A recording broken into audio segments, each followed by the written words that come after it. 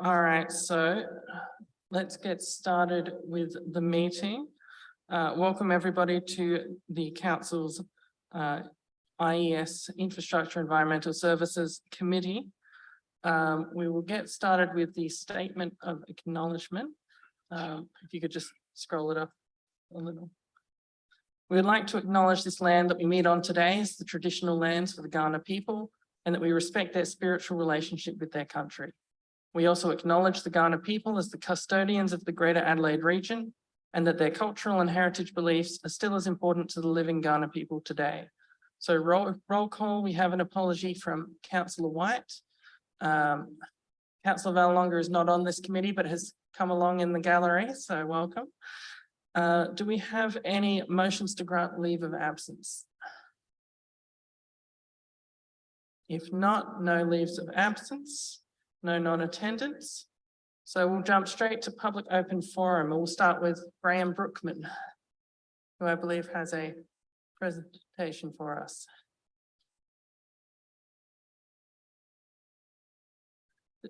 Yeah, I'm on. Goodness gracious.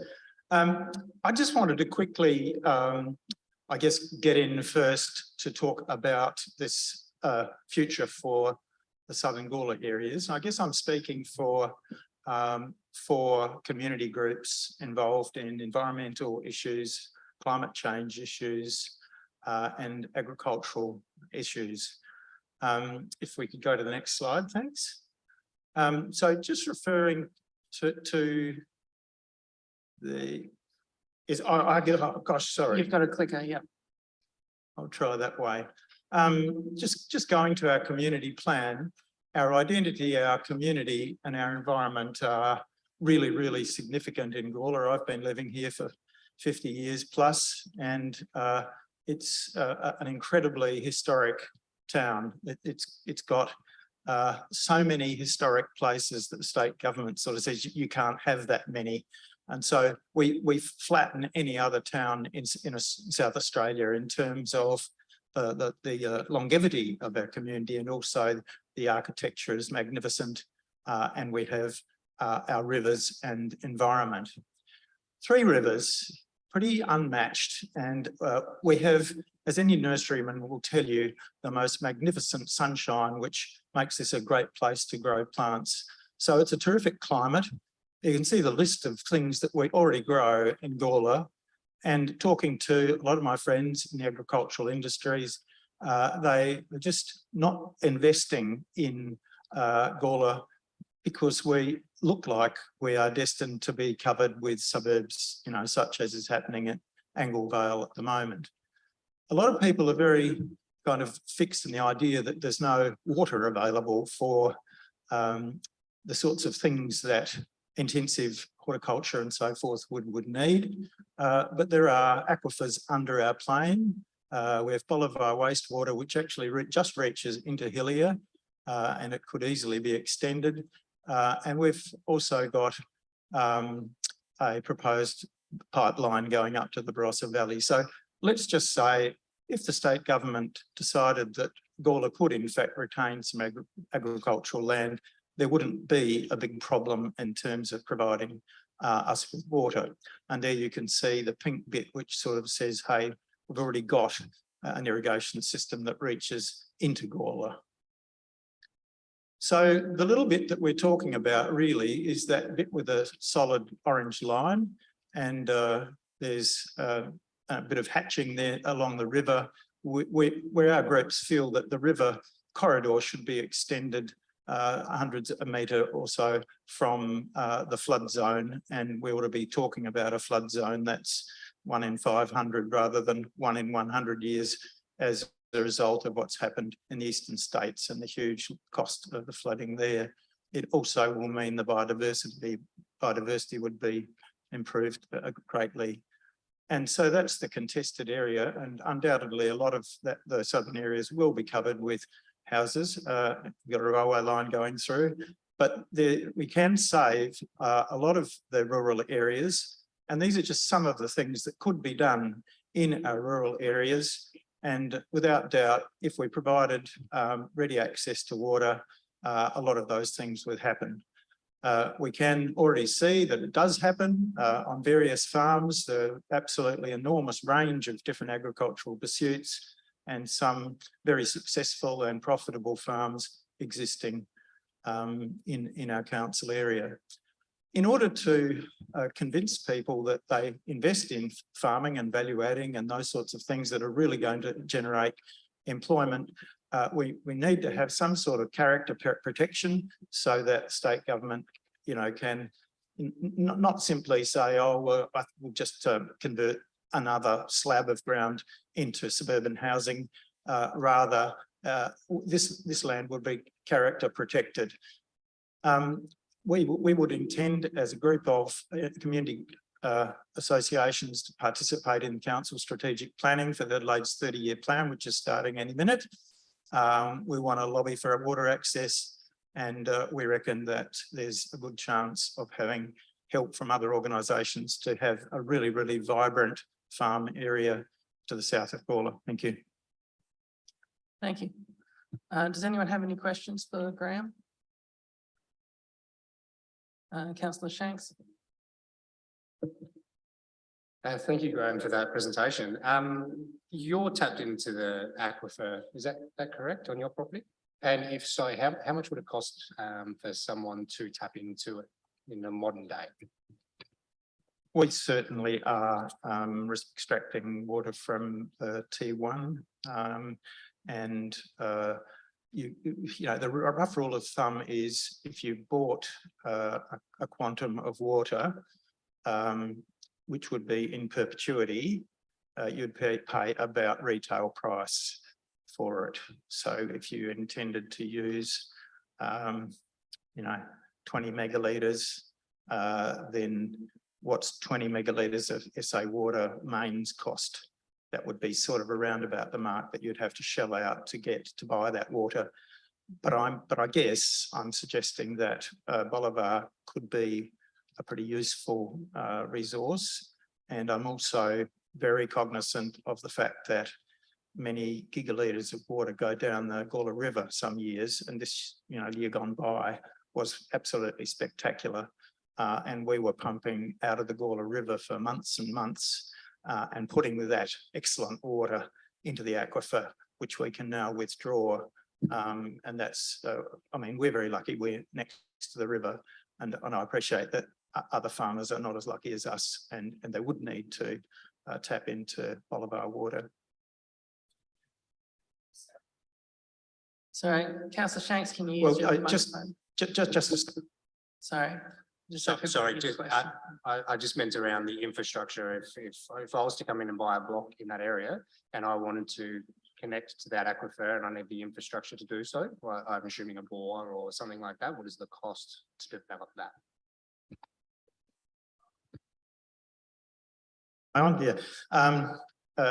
What we paid about $26,000 for our bore, which is T1, but that's only indicative.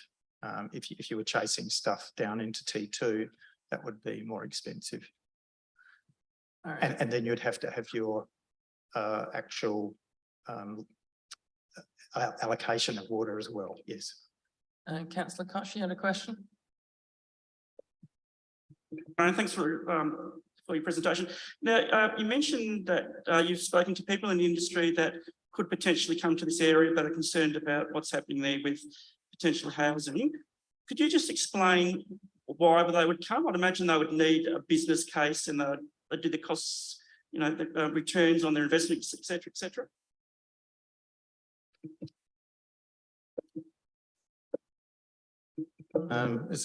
Yes, I'm back. I haven't talked to people from outside Gawler. I've talked to people inside Gawler, and people like Knights Roses and so forth, who would like to expand business. And their reasons are that A, they're already here, and B, they'd like to expand, and they've sort of become part of the fabric of Gawler. But the fact is, it's excellent soil, it's excellent water, that what there is, and there's no reason why farming here can't be just as profitable or more profitable than, say, in Virginia, where people can earn a living off just a hectare or two. It just depends what sort of agriculture we're talking.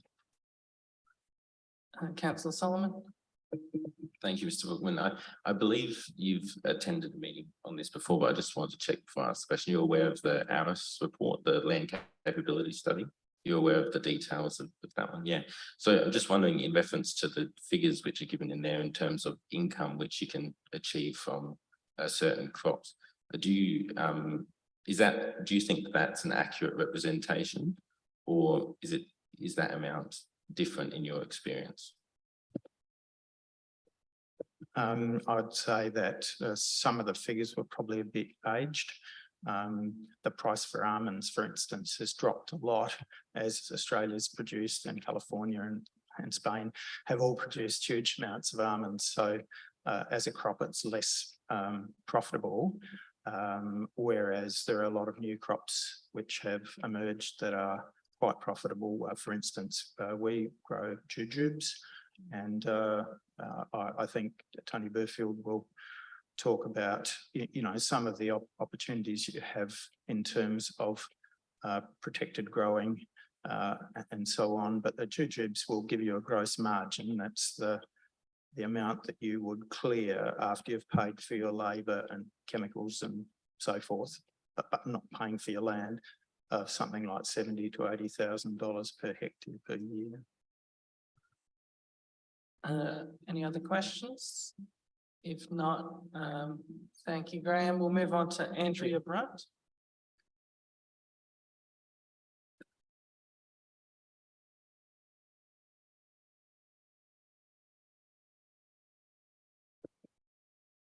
Good evening, elected members. My name's Andrea from the Hillier area. For the newly elected members, I'd like to let you know that this is the fourth time we've been here listening to Chamber discuss this zone. Sorry, this is the fourth Chamber we've listened to. We've participated as residents of the Hillier and Cudler area in 3 public consultations in this time and seen 3 extensive studies be produced, the Jensen 1, 2, and the ARIS report. Over 100 residents have participated in these consultations each time and overwhelmingly stated that the area is not viable for agricultural and horticultural business. Considering the report we're looking at today, have these responses been included at all? Tony Burford's analysis shows that there are only 18 viable businesses in the rural zone, which agrees with the previous analysis, which leaves 377 blocks that the owners and previous studies have advised are unviable. Looking at Tony Burford's report, of the 18 businesses included, 4 did not supply any figures and therefore may not produce any income. The 3 businesses highlighted have water that is not readily available to the other landowners. Mr. Brookman and the Food Forest, for example, have 37 acres, they have river pumping access, and they have a bore, which really I consider they probably should be excluded as an example, as this cannot be copied by most of the remaining 377 blocks. Most residents who have participated in these consultations would not accept this recommendation as a reasonable outcome from council.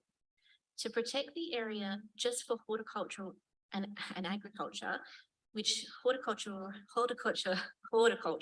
barely exists within this area, to lock it up based on that, all I can see happening is it's going to be locked up again until yet another council is elected. I ask why only the views of the minority, the 4% with a business, have been the focus of this report and this study. I ask why should our zone be locked up on the basis of getting water that is not available?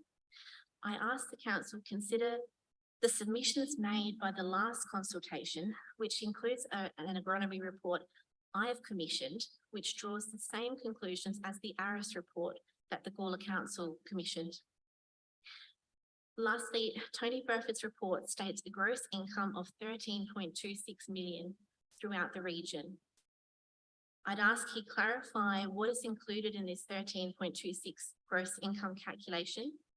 Gross income generally includes direct costs. Therefore, there is a possibility that once all the costs are calculated, some of these businesses may still run at a loss. Thank you. Thanks. Do any councillors have any question? Councillor Shanks. Thank you for presenting. So you live in the zone and your family have lived in the zone for a while now.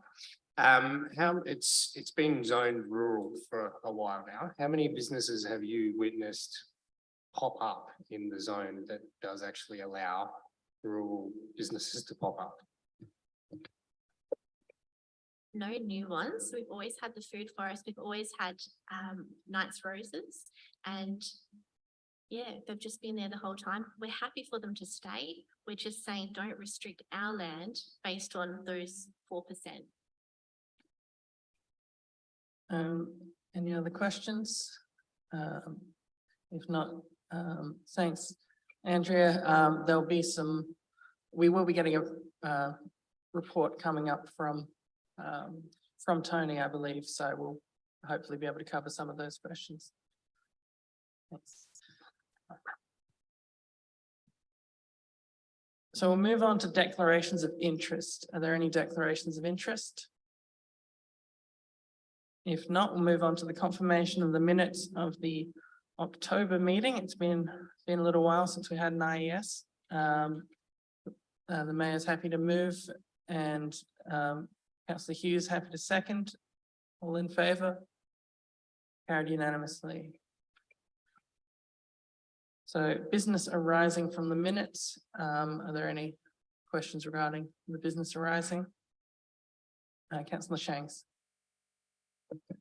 We've got the Gawler Transport and Traffic Management Plan there, and that was from 2014. It's turned around and said, you know, given the time that's lapsed, there needs to be a review and everything like that, I guess.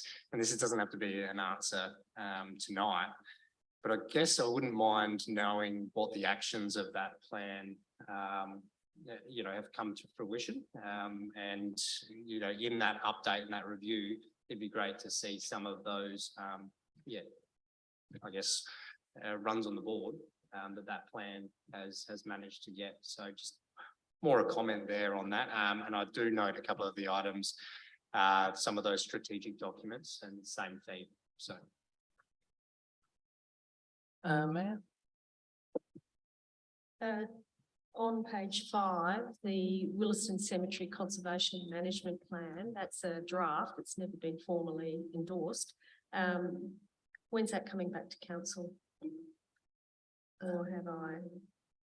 Would staff like to? Budget bid, okay, so we're going to put a budget bid to redo it, or is it coming back in its existing form? Mr. Goodsell? Through the chair. I can confirm that we have been speaking with Heritage South Australia. They are of the view that the original 2002, 2003 document is the document which guides their decision-making in regards to the cemetery. The later document, however, has a number of inconsistencies with the earlier document, including citations which are about a third the length of those in the original report, and therefore is not considered to be a credible report. Therefore, it is the recommendation that there be a budget bid to effectively converge the two together and to have a document which is more robust moving forward, whether it be in terms of the existing cemetery plots, whether it be in terms of the future of the ablution facilities, whether it be in regards to trees that are dying on site due to a rising salt, or a number of other management issues which need to be resolved. Follow-up question. Thank you.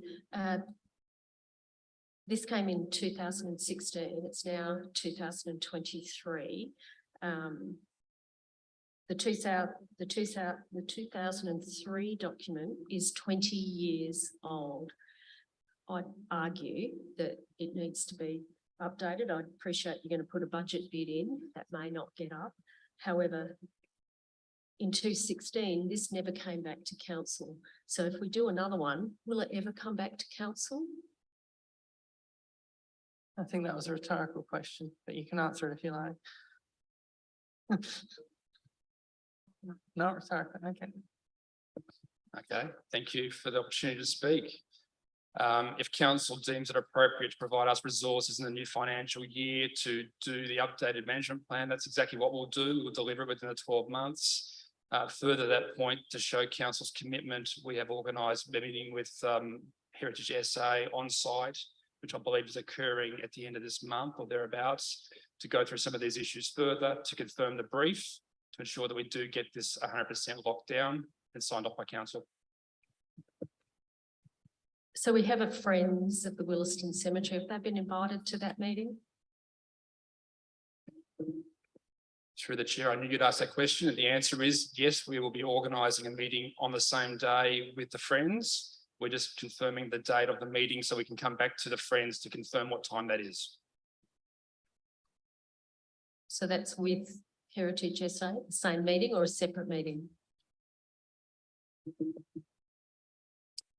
We'll be meeting with Heritage SA and then a meeting with Heritage SA and the Friends on site. Okay, are there any other questions around the business arising from the minutes?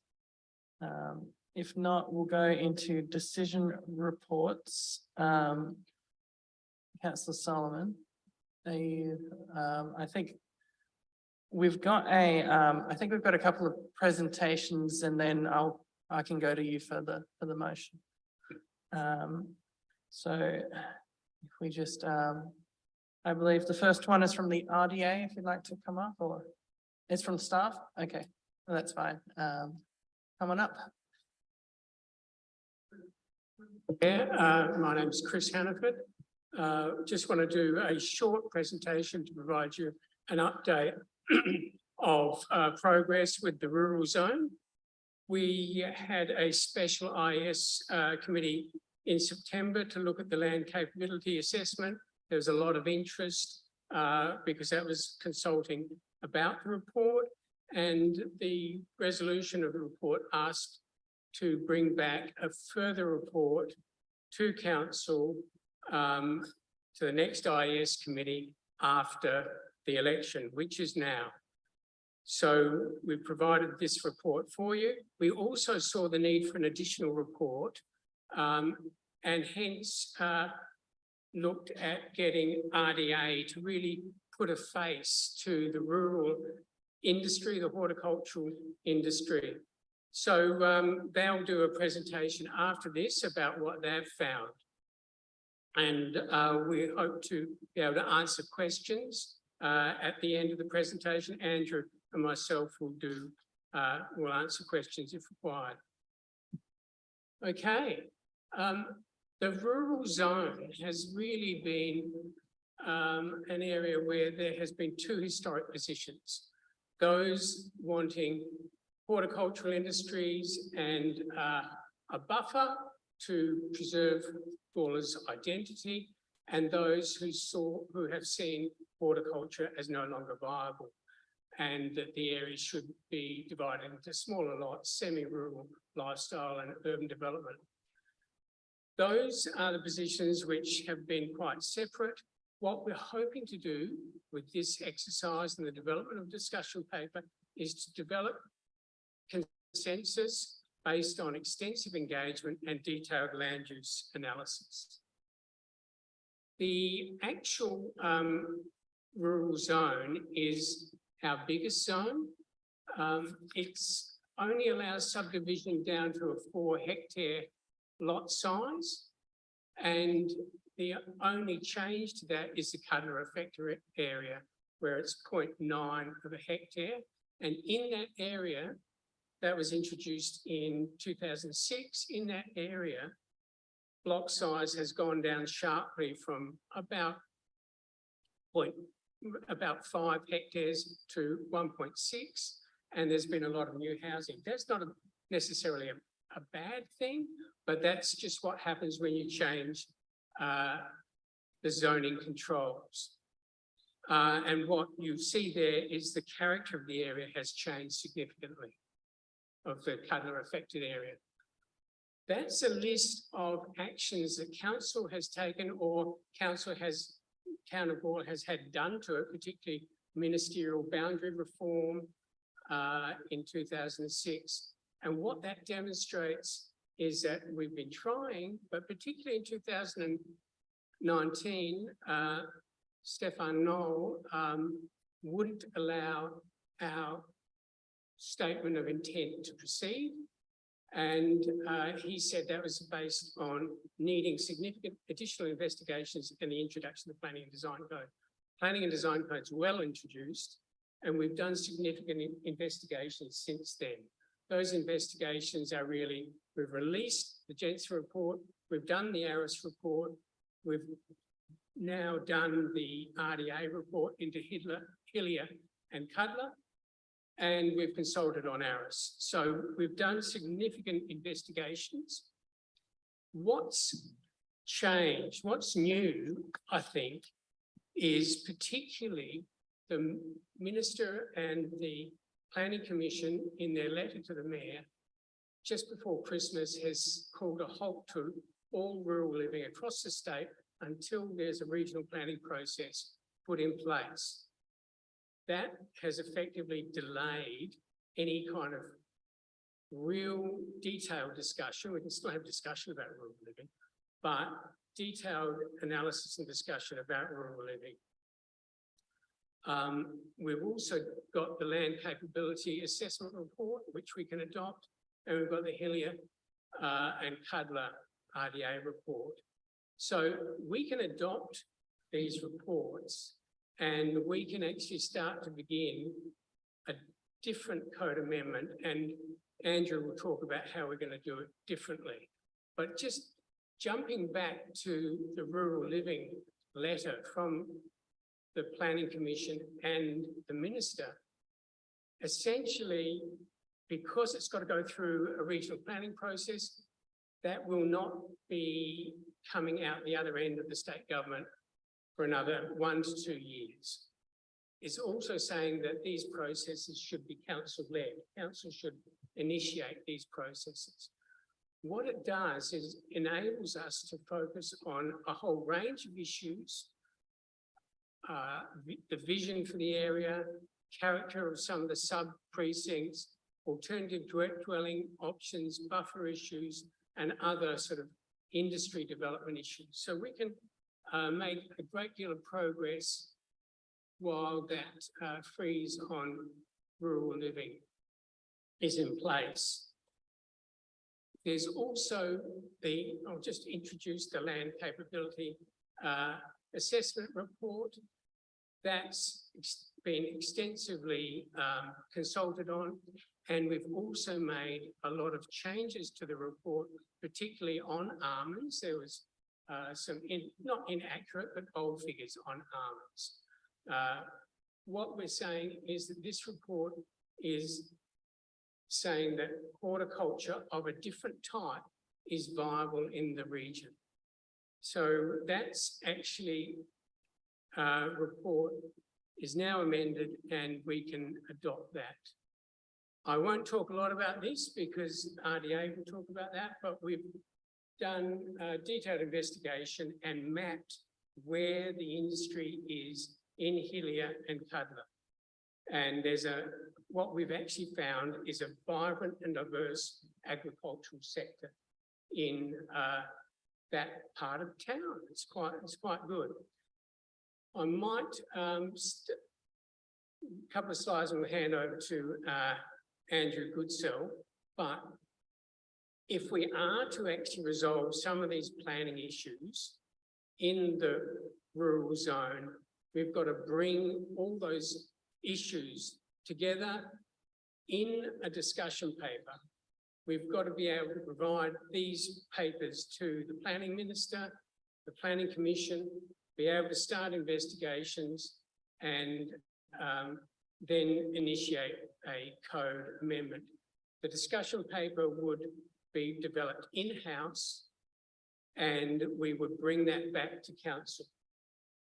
And then we'll start community engagement, very detailed community engagement. The hardest thing will be actually making a short and simple discussion paper because there are so many issues. But what we're looking at doing is really talking about opportunities and constraints. Opportunities for the buffer zone are a sporting hub and Carbethan Reserve, perhaps linking those two together. And obviously constraints are things like the flood hazard overlay in Hillier. So that's a process where we think timing is of the essence. We've got a gap, a policy gap we can work with, and we've got a new process. So Andrew, I'll hand over to you. Stop flashing at me. All right. I'll be very brief. I've only got 2 slides to bring this home. So in short, people recall that there was the Jensen report. This isn't a case of let's implement the Jensen report. However, I do think it has some relevance in that it talked about the area being a series of communities. I don't think it's one universal community, and the fact that there is something of a wicked problem in the area where there's very polar views, as you could hear in the room even tonight amongst members of the public, that there are probably different solutions in different sub-precincts of the area. Where Jensen probably missed the point a little bit as well, which might have gone back to the brief, was that there is also the corridor along the river, which could arguably be a 5th precinct. In any event, what is required is a discussion paper, which at the very least shores up the council perspective as to what it thinks it wishes to do, manage a workshop process, develop an engagement plan, which is signed off by the council, and then from there have an ability to go to the minister and say, here's where we think we stand. We need to work on bringing, finally, after all these decades of debate, a funded in 23-24 zone, sub-zone and vision statement for each of these sub-precincts or wherever those boundaries ultimately lie, which will then basically bring this to an end, where expectations are met by the controls that apply on the ground. That would imply that there would be a need for engagement at each sub-precinct. That's very blurry, most of my glasses. But there would be engagement at each precinct. The goal would not be to have, for example, residents in Cuddler telling people in Hillier what they should do and vice versa. It would be to listen to each of those communities and to develop some clarity as to where the boundaries should be between these areas and what the right zone response and overlay controls should be. I won't go into much further detail other than to open up to questions. Thank you. Councillor Shanks.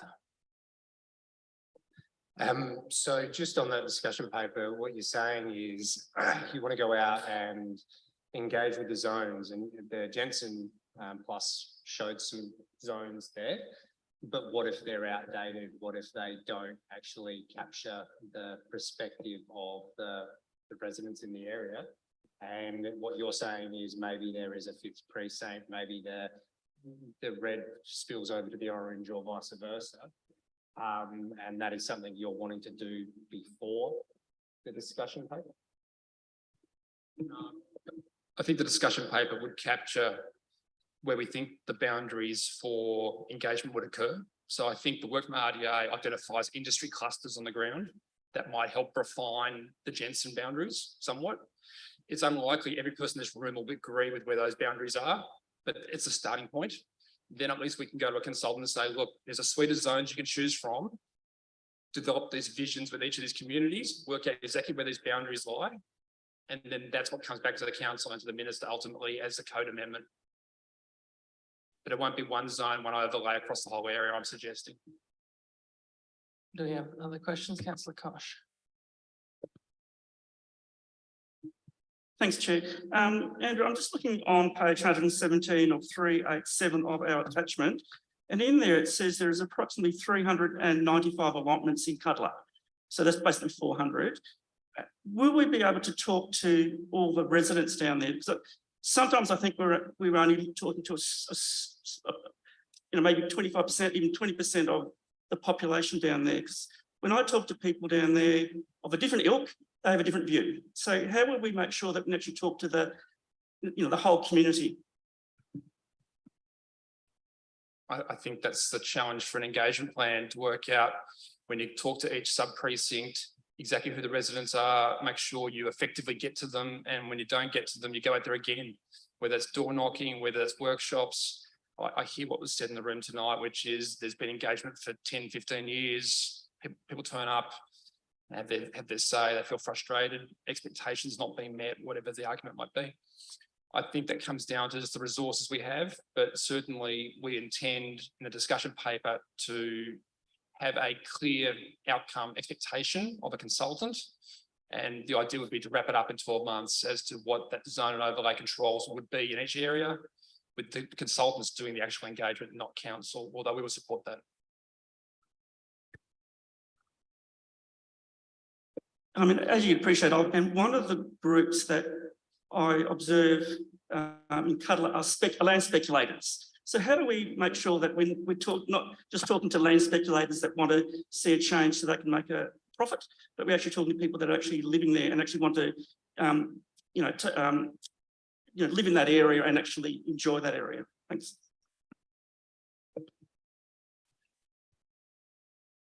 It's always problematic to address the question of speculation, and it's not necessarily just landowners or potential investors looking at buying land to roll it over, convert it, value add. There'll be existing landowners who bought there with every reasonable expectation, given all the rapid development to the south, that maybe the world will change for them over the next 10 or 20 years.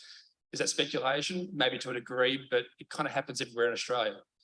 And that happens in a vacuum where there's a lack of clarity as to how you meet the needs of different communities. I think all we can do is be genuine about it and say we accept that there won't be one set of controls necessarily that apply across the whole area, but we're here to listen and work it out. And it's unlikely every single person is going to be agreeable to this. There'll be some compromises to be had in terms of density, the zoning, how you protect existing agricultural industry, for example. They've all got their own rights, but I guess it's just a process we have to go through and work it out. We got any other questions before we move on to the RDA's presentation? No, not from the audience. Well, we'll come on up.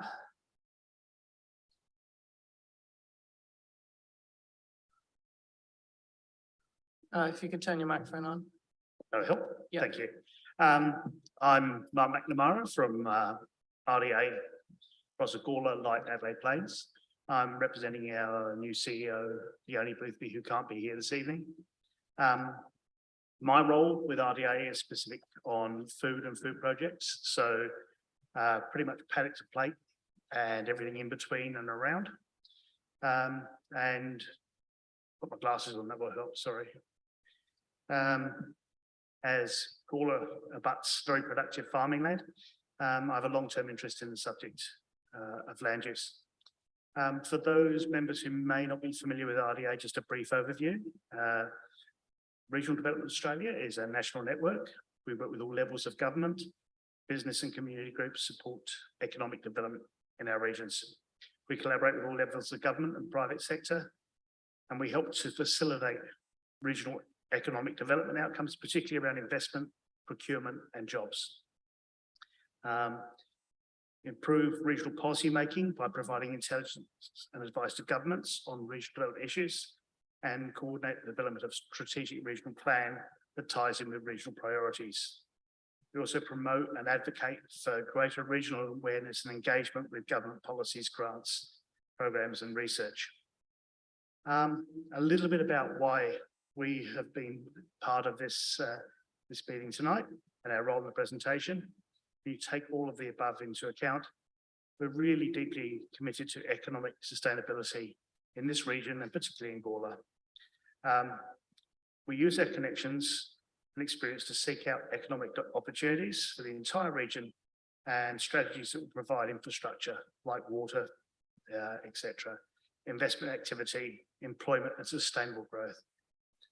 Our role is to look at the economic impact of proposed development, and in relation to tonight's subject, when we were made aware of competing interests, we undertook an unbiased study to look at the current and potential use and value of the land being discussed to ascertain its economic value and help inform discussion and decision-making as part of the process. Another member of our team, Tony Burfield, he has far greater knowledge of agronomy and land use than I do, is going to make a short presentation to highlight what was discovered as part of the fact-finding mission. And we really hope this is useful in providing some detail that's not necessarily obvious at first glance. So thank you, and I'll introduce Tony. Thank you. Coming up, Tony. Thank you. I've been working mainly in the Virginia region for about over 22 years, supporting predominantly greenhouse farms, but also other horticulture around improving practice through addressing issues. And you could summarise that under supporting sustainable farming, because that's what brings the better outcomes. As it turns out, unfortunately, what is better for the environment is better for the farmer, better for yield, better for quality. In the last year, I've become involved with RDA, which has brought a different focus, looking at mapping the regions. So there's a bigger exercise right across the region, because there's really very little data and mapping on farming throughout this region. That goes together with very little direct support or strategy around the industries that we do have. The big greenhouse industry, I would say, is largely taken for granted unless you're hydroponic and a big investor. But most of what we have is ticking along in spite of a whole lot of adversity. So there I am, starting to look at the larger region, and RDA's southern limit, as it turns out, is this area in Gawler. And it was thought that was an opportunity to begin drilling down and looking a bit more closely at some of the businesses that we have in the region. And it also is very diverse. We knew that in advance, but we didn't know exactly what we would see. So we've taken this area in Hillier and Cutler for taking a closer look. Now, the title Investigation of Farm Economics is perhaps a little bit ambitious, because it's based on who would talk to us and what they would tell us, and what we saw from satellite images and from driving around. So a lot of businesses were quite open, but not all want to be directly recognised and identified. The greenhouse ones, which is half a dozen, the estimates around them are based on what I know from Virginia at a very average performance. So we know what they're doing with the cropping. We drove past with the same sort of enterprises. It's going to be a similar situation. There were others, as I say, we spoke with, but I won't feature, but the three ones that were most open about what's going with their business was Knights Roses, Food Forest, and a business called Native Food Co. Native Food Co, I'll spend a bit of time on as I go through. But I want to say I'm not speaking to other issues. I'm just speaking to what I saw in going out and visiting or estimating some of these businesses on other information. Chris put this up in his presentation. I'll put it up again because it makes the point about the diversity of what's here. And there's far more diversity here than anywhere else in Virginia. It's quite a stark comparison. You know, you've got your broadacre veggies and you've got your greenhouse in Virginia, and there's a few small almond plots and some slightly bigger ones up toward the expressway, but this is much more diverse. Is that relevant? I'm inclined to see that it is, because diversity means there's a broader base of skills and experience and potentially resilience. It means there's tenacity. I mean, I know the food forest fairly well, I'll say. And while that's a very different sort of business, the diversity and scope and the things that Graham's wrestled with and won and lost over the years is really interesting. Native Food Co, they're on 10 acres, about 4 hectares. I find them particularly interesting. They grow not only, it's all hydroponic, they grow not only bush tucker lines, they also grow typical herbs and Asian leafy veg. I asked about their gross margin. They said 1.5 to 2 million a year. I'll put the lower figure in. And I said, what's your future ambitions? Where do you want to be? And he said, in the tens of millions. I said, really? The thing that interests me about them is that they're doing this with Mains Water, which I think is relevant to this discussion. And I said, what, are you going to expand on Mains Water? And he said, yes. So they've worked out how to make quite a good living using the most expensive water source around. Admittedly, it's better quality compared to Bolivar water and salinity, but they still put it through reverse osmosis to make it even better. So they're spending that extra money. So they're enterprising. They're also diverse within their business, and they're looking to an expanded future. Knights Roses are particularly interesting. They got to know Danny reasonably well. And they're switching, I don't think you mind me saying this at all, switching from grafted rootstock. They're looking to go to self-striking cuttings, which is a big shift. And in the RDA role that Graham briefly referred to, he said, is there some, because I said we can assist with technical innovation and so on. He said, I want a modern propagation house in which I can do this. I said, we'll get in there with you if you're interested. He said, yes. So that hasn't started yet, but there's a commitment there. There's another commitment with Native Food Co to assist in planning areas. Again, I don't think the food policy needs any explanation to most people here. They just keep on. And there was some potential of cooperation between the Food Forest and Native Food Co on a freeze-drying investment that they're looking to make at Native Food Co. That's on the back burner at the moment, simply because of some challenges of bringing some equipment in. After that, you've got other rose farms that are ticking along all right. One I spoke to at some length said, I think I'm the last one. Fair enough. After that, you know, almonds have been referred to. Yes, you know, the market reward is going backwards in the global market. So I'll just go on to the next slide briefly, because I've just talked a bit there. That breaks it down. In the earlier version of this, I put an extra 0 on the earnings of almonds, which one of the almond growers picked up on, of course. They're not 5.5 million. They're the two farms together about 560,000, which is quite modest when you look at about 30 odd acres each. I've separated Knight's roses out because they're very open about their figures from other roses and a quite small cut flower business, but you know, one that's ticking along. Covered propagation plus a nursery. I've lumped them together. I suppose you'd say for confidentiality reasons, but the nursery's really solid.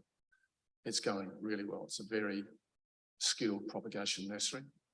I've talked about Native Food Co, which is that covered hydroponic one. Organic food production is the Food Forest. And there's a couple of others at the end that they're really only about, probably at max, 50,000 a year each, but that's, for the agronomist, that's not his main business anyway. And he has got a small water orchard in there. I think those figures are ballpark. They certainly are subject to some critique about exactly what's in it and so on, but I'll stand by them as a pretty fair portrayal of that and the jobs. We went back over the job numbers a number of times. So that's a summary of what we found. I'm going to go to some take-home points first. I hope this is not too cynical, but I think previous reports were largely a desktop exercise.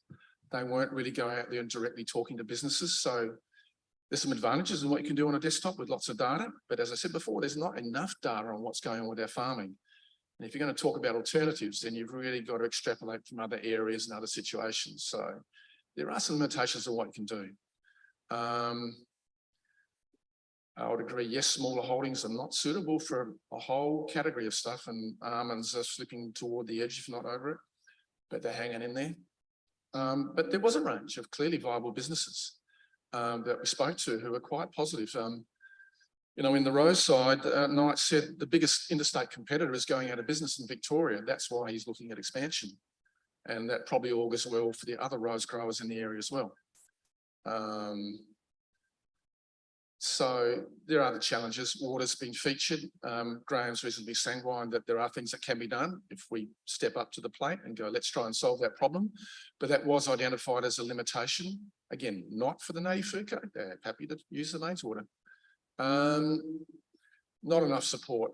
In the 20 years I've been there, I watched the funding through PIRSA and really through the vegetable lab and other things just fall away.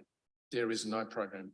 The food cluster's working really hard, if any of you know of it, in Virginia, to get some strategies and programs back in place. I think they're doing a magnificent job, but there's a lot of work to do. And I think it's down to industry and communities and local government, if they choose to step into the space and recognise what they can do, working with organisations like RDA and the food cluster, to get some support back in, well, first of all, some knowledge, and then some support that targets the issues and the potentials. Collaborative strategy, I believe, can support growth in existing and new potential businesses. Yes, it can't be anything. It needs to be ones that fit. So these are recommendations I made to the board and RDA. So just continue identifying and facilitating options on water. It's a priority issue to underpin the potential of the area. We're looking at already, as I mentioned, providing some strategic support to businesses and putting the invitation out more broadly to the other ones in the area. The CEO said we should look at maybe a prospectus for the region, and that I think is what the information collection is heading towards. And it'd be great to work with the council and the community on framing what that could look like. This is a forward-looking sense of what could happen. RDA has a reputation to stand by and defend. It's going to do a mature job in developing any prospectus if we do that. Seek mapping recognition and protection in some form from the state government of productive horticulture in the region, whether it's specifically in Hillier and Cutler, but elsewhere as well. It's under threat. Do we want a food bowl? Do we want these jobs? Do we want this industry? I think greenhouse horticulture can double and triple with the right support, and other horticulture could follow similar lines with what I've seen with better farming practice and technology coming in. So the last one is to work with Town of Gawler, support local farming businesses. Thank you. We have a few questions, so I think I saw Councillor Hughes first. Yeah, thanks, Tony. That's quite exciting, especially the prospectus and doubling and tripling. I think that's excellent. And I've always known that there was a lot of people employed in that area, and it's not a very big area. And like, if you were to compare it to Broadacre, where you've got 1 or 2 farmers for maybe 1,000 or more hectares, it is quite a huge figure.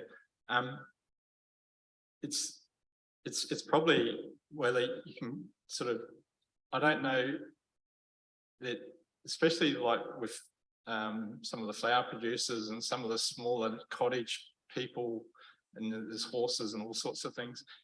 Yeah, how would you capture all that sort of data as well? I mean, I think you've grabbed the main contributors, but there's all that other subsidiary sort of activity that goes on in the sector as well. Sorry, if you have to turn on your microphone.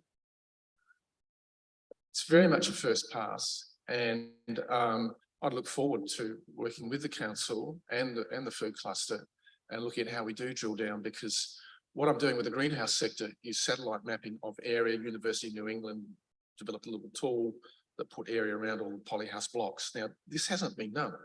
Once you've got area, for example, on that industry, you can look at what technology they're using. You get an idea on the crop distribution by talking to the nurseries and the seed companies and so on. That's a strategy for there, a lot of work.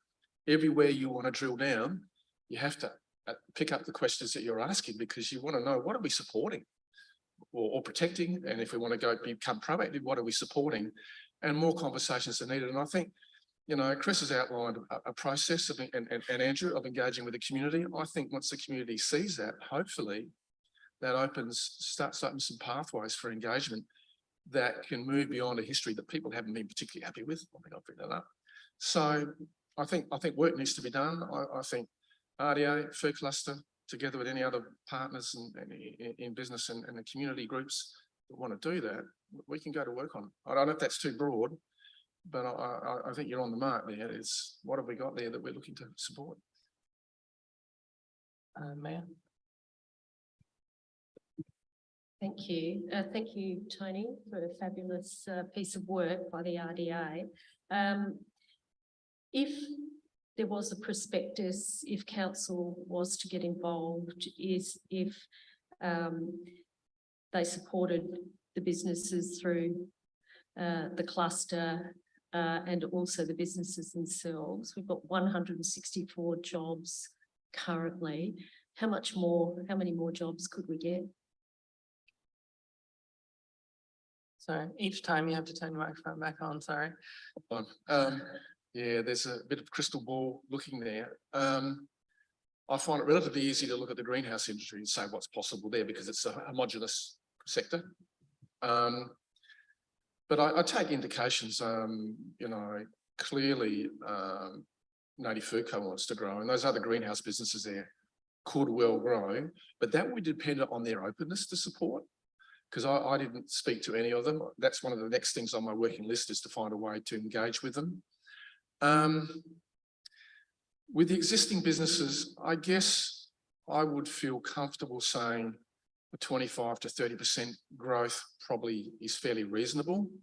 And then you start talking about what would happen if new businesses set up, and that probably does come back to water and certainty in terms of zoning.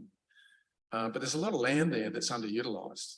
And if we can do something about the water, and if potential farming investors, and when I do, I don't mean like private equity or anything like that, I mean, you know, more like a family business, recognises the change in policy and landscape, then you can pick up on that. I mean, momentum is an interesting thing, isn't it? Once you take the initial steps, and as I said, there's no support putting momentum behind the industry, and yet it's still, you know, working away and doing its utmost. But I think thinking of, if everything was in place, doubling or tripling that, probably, given the amount of land that's there, could well be achievable. I mean, if Native Food Co are going to go from 2 odd million to 10 million to 20 million, you know, that's not all going to be robotics. And a point that sort of came out in an earlier meeting was, we put that up as FTE, full-time equivalents. A lot of this is part-time. And as you know, a lot of families are making up their income out of part-time jobs, and every one of those is critical, those part-time jobs. So I think it's around 20 Indigenous workers are working part-time in that business, making the 10 full-time. So yeah, 30% with a little bit of trying, 25 to 30%, and maybe considerably more if we really get moving on fostering that. Councillor Kosh. Sorry. Yeah, quickly, you talked about an issue around perennial crops. For example, what about things like seed-bearing acacias? I mean, I've had a bit of experience in that up in the Territory, and with native foods as well. So what's your view on those sort of native foods perennial native foods that may be able to grow on low water regimes? Not really qualified to speak on it, but talking to Native Food Co, they're wanting to do some production in soil, right? So they not only want to do hydro, and at the moment they buy in product that's grown elsewhere and process that, which is part of their earnings. I think there's something to explore there, not only in the context of farming, but in biodiversity areas, because you can set up plantations and you've got a number of businesses involved in these plants. One's a nursery. Was it Red Centre? Yep. And I think if they saw some policy interest or some potential support in plantings of dryland, you know, acacias and other species, you know, who knows? I mean, you could have biodiversity plus some sort of a harvest, some sort of a festival, and then some commercial things riding along with that, if you wanted to synergize that and integrate that. And Mark's very into exploring those areas. He talks to a lot of these businesses as a chef, but also as businesses. So, I mean, there's a lot there to explore, really, quite honestly. I'm glad you raised it. And when I started, I've got nothing to say, something that came up through our financial guru within RDA is that we have Brower Health Food Company in Tanunda, and they're wanting to source herbal extracts and so on. And there's rather quite, sorry, you wanting to slow me down? There's a couple of other, if you can look at processors and value adders and then match a crop to that, that is also, you know, needs to be part of the thinking and prospectus. So it's still going on.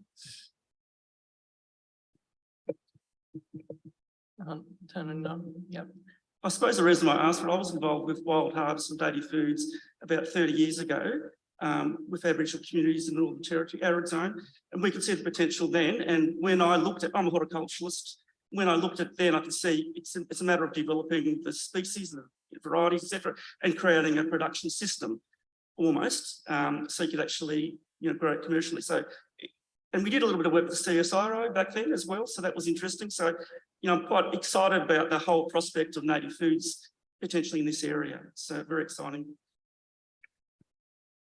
Sure. Make a quick response to that. I think you raise a very interesting thing. Bringing the experts into a space to contribute to the planning and the rationale and the feasibility is not happening. I mean, people are doing their best and Mark's getting together with businesses and so on out of passionate interest, but we need to bring more expertise in with the plants, with the soils, with evaluating and so on. And that's got to be at the heart of the prospectus and so on, the intention to engage that. Yeah. Councillor Solomon. Thank you, and thanks, Tony. I just want to start by acknowledging the work that's gone into this report. Though I did want to ask a question, and I know you did put a caveat on it, but you said that the other reports seem to be desktop exercises. I was wondering, in your view, is there something wrong with what's given in those reports? And what about the RDA report is superior to those, especially in areas where it appears to be contrary to those reports? I just think there's a limitation in desktop, and I think we push past that a little bit. I don't make a big claim about it, but I think it's important that we did that. So it's not a criticism. I mean, that's typically how investigations are done. It's very rare. Again, there's a lack of direct engagement with the industry across the board. Not having gone anyone, that's historical, that's developed. This was just a little step back into the space of engaging directly. Where there's a difference, look, I think someone commented that some of the figures and concepts in the ARIS report were some years old. You know, the comment on bush tucker was 2016. So again, that's not a big criticism. I mean, you start somewhere. I mean, my information on almonds was in the 2008 report, but the grower confirmed that was still about ballpark in terms of their income. So I don't know if you want to be more specific about that, but I just think it's a type of process and engagement we need more of, is to get out there with the businesses. That's all. Councillor Shanks. Yeah, thank you, Tony, for coming tonight. So you talked about 13.2 million. Can you just clarify, is that the turnover or is that profit only after expenses? It's in between. I think I get different explanations of the meanings of gross margin. So gross margin, as I understand it, is when you take out the immediate costs of producing against what you get paid for that. But you've still then got some other overheads to deal with, you know, capital, you know, loans and so on. So it doesn't give the full picture. And I didn't feel I was in a position to really ask all of these businesses the detail of their business and get a consistent, systematic picture on that. That's why I said the title, an economic, you know, survey rather than study, whatever. Was a little bit overstating it, because, you know, we just weren't in a position to go out there and go across the board and really nail it like that. My confidence is based on more what the businesses told me about how they felt about their business and their future. And I know that greenhouses generally are viable, but they have to battle. And they do need support, I think, to be more viable, because, as you know, costs are going up. Hailstorms happen. You know, there's a few that haven't repaired since that hailstorm. Probably they were leased farms. You know, the same thing happens in Virginia. You see leased farms go into disrepair because maybe there wasn't much of a business model or a skill base, or something just went wrong. And you got a follow up? A follow up, and real simple one. We've got, I think, 377 landowners in that area. Why aren't they doing what the 4 are doing? Because the reality is they've got the same opportunity. The zoning is as such. If we turn around and say, this is what we want to pursue, what do you do with the 377 residents that own the land and have been handed down the land and aren't willing to go anywhere in the land, and also don't want to be surrounded by polyhouses? Sorry, microphones. The comment that a number of people give me is the best you can do is give people some certainty. At the moment, they don't have any certainty about the way some things are heading, as with water and the zoning and the future farming and the lack of support. So where I come from is what can be done in terms of positive certainty, and then people need to work it out from there. We can't come up with a formula for everybody, you know. That's sort of realities. But by making the opportunities clearer, but also the restrictions on a deliberate policy basis, you give people a framework to work within. That's all I can really say. But it is an important question. Any other questions? If not, councillor Solomon, I think you wanted to move the motion. Thanks, Tony. Yes, thank you, Chair. So I would like to move an alternative motion to the Do you have, officer's recommendations. can you give Yes. us wording here? How would you like me to supply that? Which email should I? send it to? Well, so the minute taking needs it first and foremost, and then that means it will show up on the screen. Yep, so which email is preferred? And take a.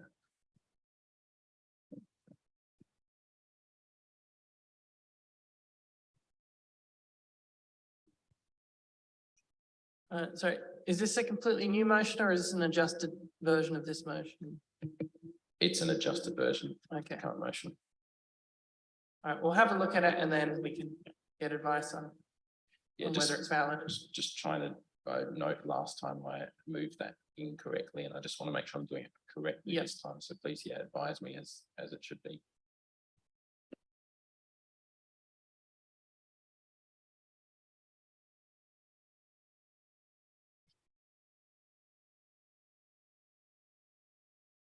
I think.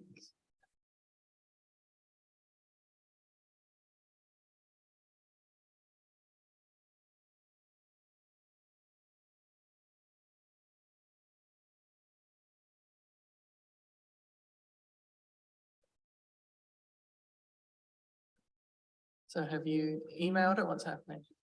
Yeah, it's been emailed. It's just coming through now. Right.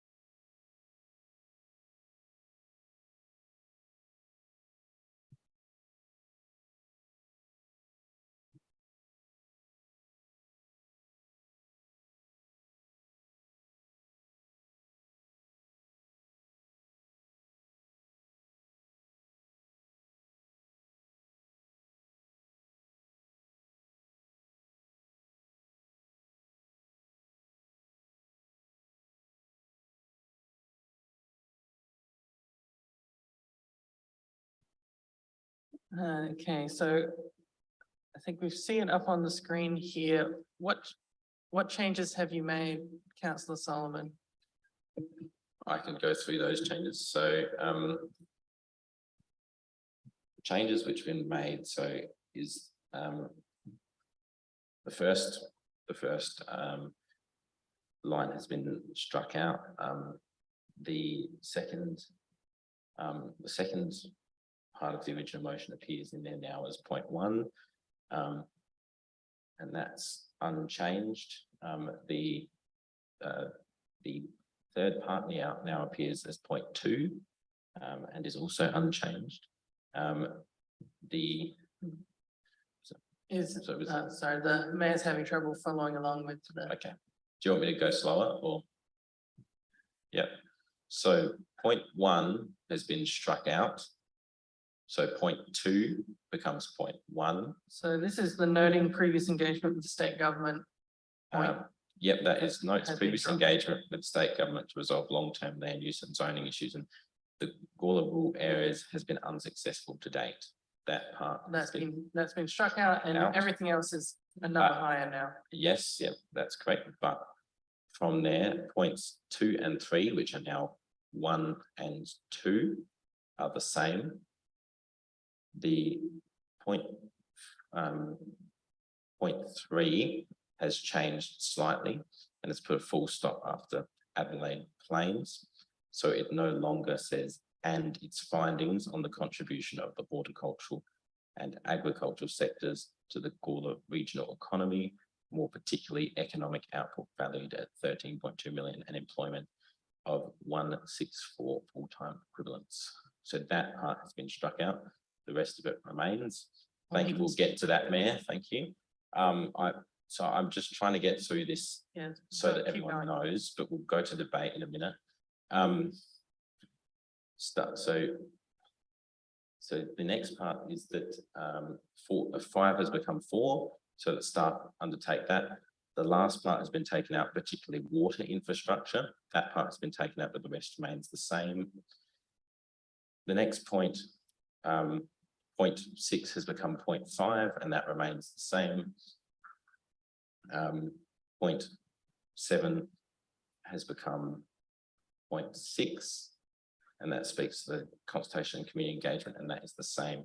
And there is an added 0.7 that the discussion paper mentioned in 0.5 and the consultation mentioned in 0.6 are presented in a singular budget item being contingent on one another. All right, so most of that is changes to noting, which is a valid motion. I'll need to check with the CEO on this last point about the budget items and such. Amenable to that being taken out if it's in conflict.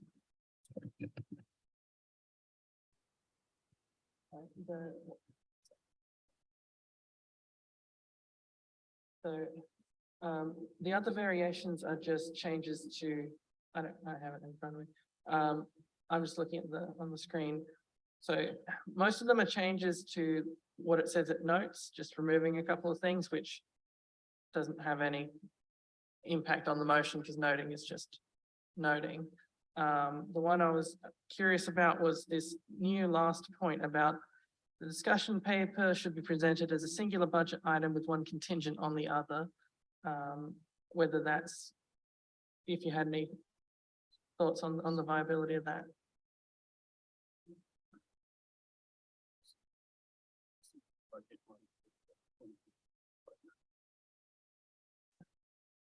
Yes, the discussion paper is an internal developed piece of work. It's not contingent on budget at all. The engagement plan will be budget dependent, 23-24, as well the technical expertise of doing the zone implementation by a consultant reviewing the right zones, overlays, and vision statements for each sub-precinct. That's what the budget is. So it can be singular because one item is not going to be budgeted for. True. I mean, I guess the point I'd make with 7 is to include the fact that there will be an external consultant who will look at the zones and overlays to drive the amendment process.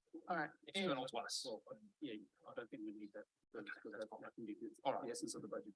That's All right. Okay, so just a couple of clarifications. We'll just get Mr. Goodsell to clarify about the discussion paper and the budget. Thank you through the chair. What we presented earlier was that at the IES meeting in April, or was it June? The discussion paper. June, sorry. We were proposing that we would come back to council with a discussion paper, which included an engagement plan, which included what we thought were the sub-precinct boundaries based on the RDA work, and which would distill, I hope, via workshops we would internally conduct with council, a agreed consultant brief for a specialist to finalise zones and overlays in 23-24 with each of these sub-precinct communities. That's what I intended in my presentation. I was just concerned that the way 0.7 was written, it implies that the discussion paper is a budget bid when in fact it's not. It's actually being done by staff this financial year. So, Councillor Solomon, do you have a alternative wording for this? That's fine then. Apologies. Obviously the wording of 0.6 speaks to the code amendment as the budget item for 23. Noting, so that's says 23-34, but it's 23-24. But yeah, happy for that to be taken off then, if that's in conflict. Just to take off that point? Yeah, yes. I mean, yeah, explain that that's fine to be taken off. Okay, so, Also, is there a better way to do this in the future? Because this seems awfully,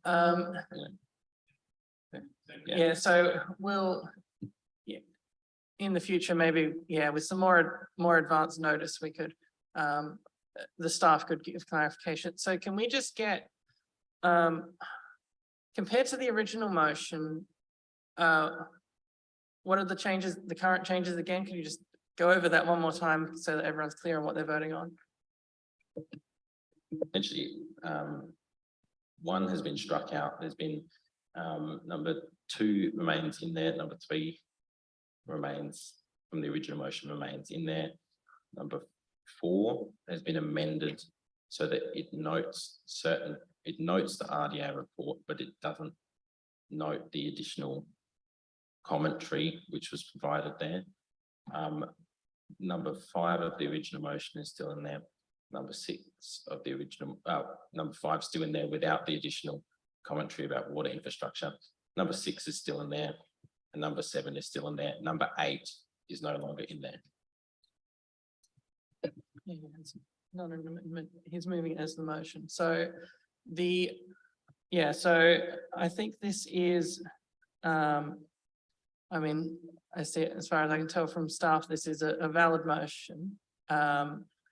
In the future, I guess, in terms of being able to figure out what's going on, a version that has like strike through the points rather than rearranging the points so that people are looking up and down trying to figure out which point correlates to which point, that kind of thing would probably be helpful. But if you'd like to present your motion and explain why you've made these changes.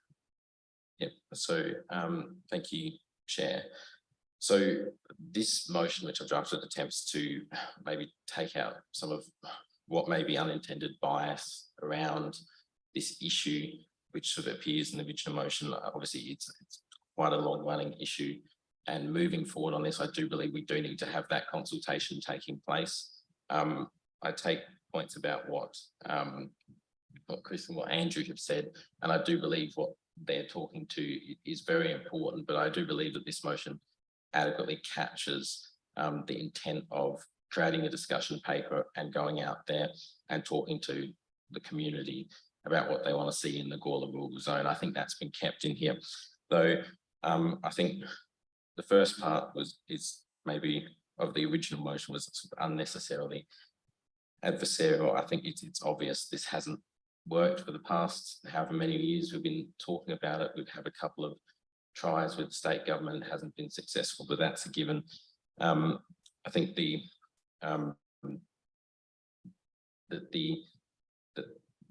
point 2 is really important because we are noting what the Planning Commission, or is now point 1.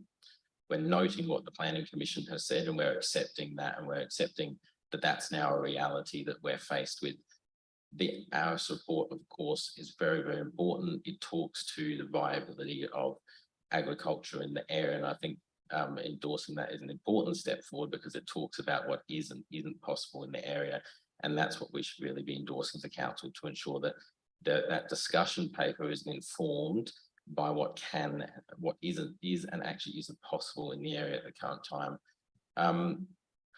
In terms of, I think really coming into this, we need to be, that there's may have in the past been a perceived lack of willingness to really engage. And I think there's a lot around this.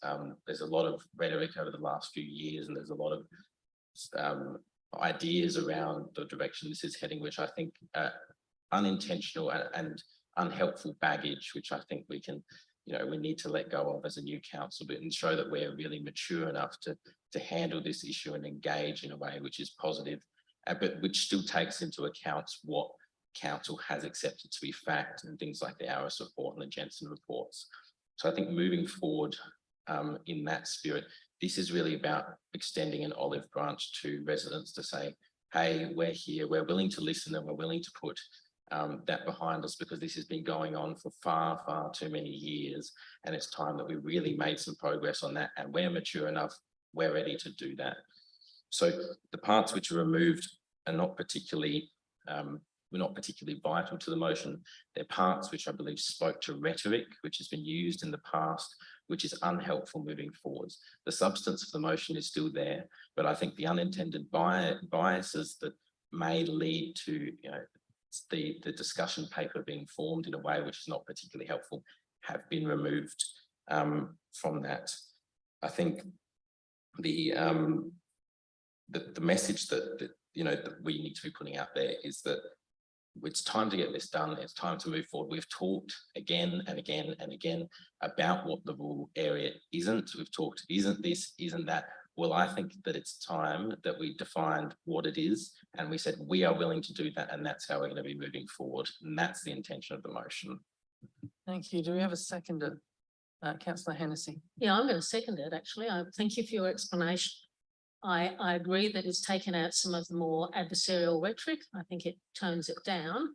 My concern was, and I was going to amend it in a slightly different way. I'm still a little bit disappointed that the consultation and engagement plan will happen due to a budget bid and therefore in the second half of the year. My point is that we should be engaging right now. We're discussing it now. The discussion paper will be in the public forum. That is part of community engagement as well. We have to change our mindset in this council about the fact of what is community engagement and informing people, publishing things into the you know, online is actually informing people. We are already starting that process. So there's been a slight mismatch in people's expectation because we don't grasp that. So anyway, I'm happy to support the amendment. Speakers, Councillor Hughes.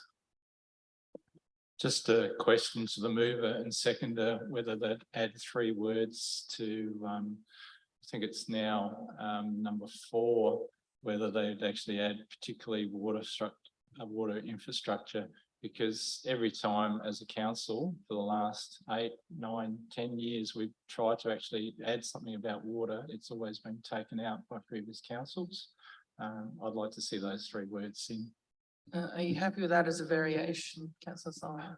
The reason that I originally removed it is because I think I trust that staff, having looked at what infrastructure provision and investment in the rural zone is, would naturally draw that conclusion from the ARIS report if it was viable.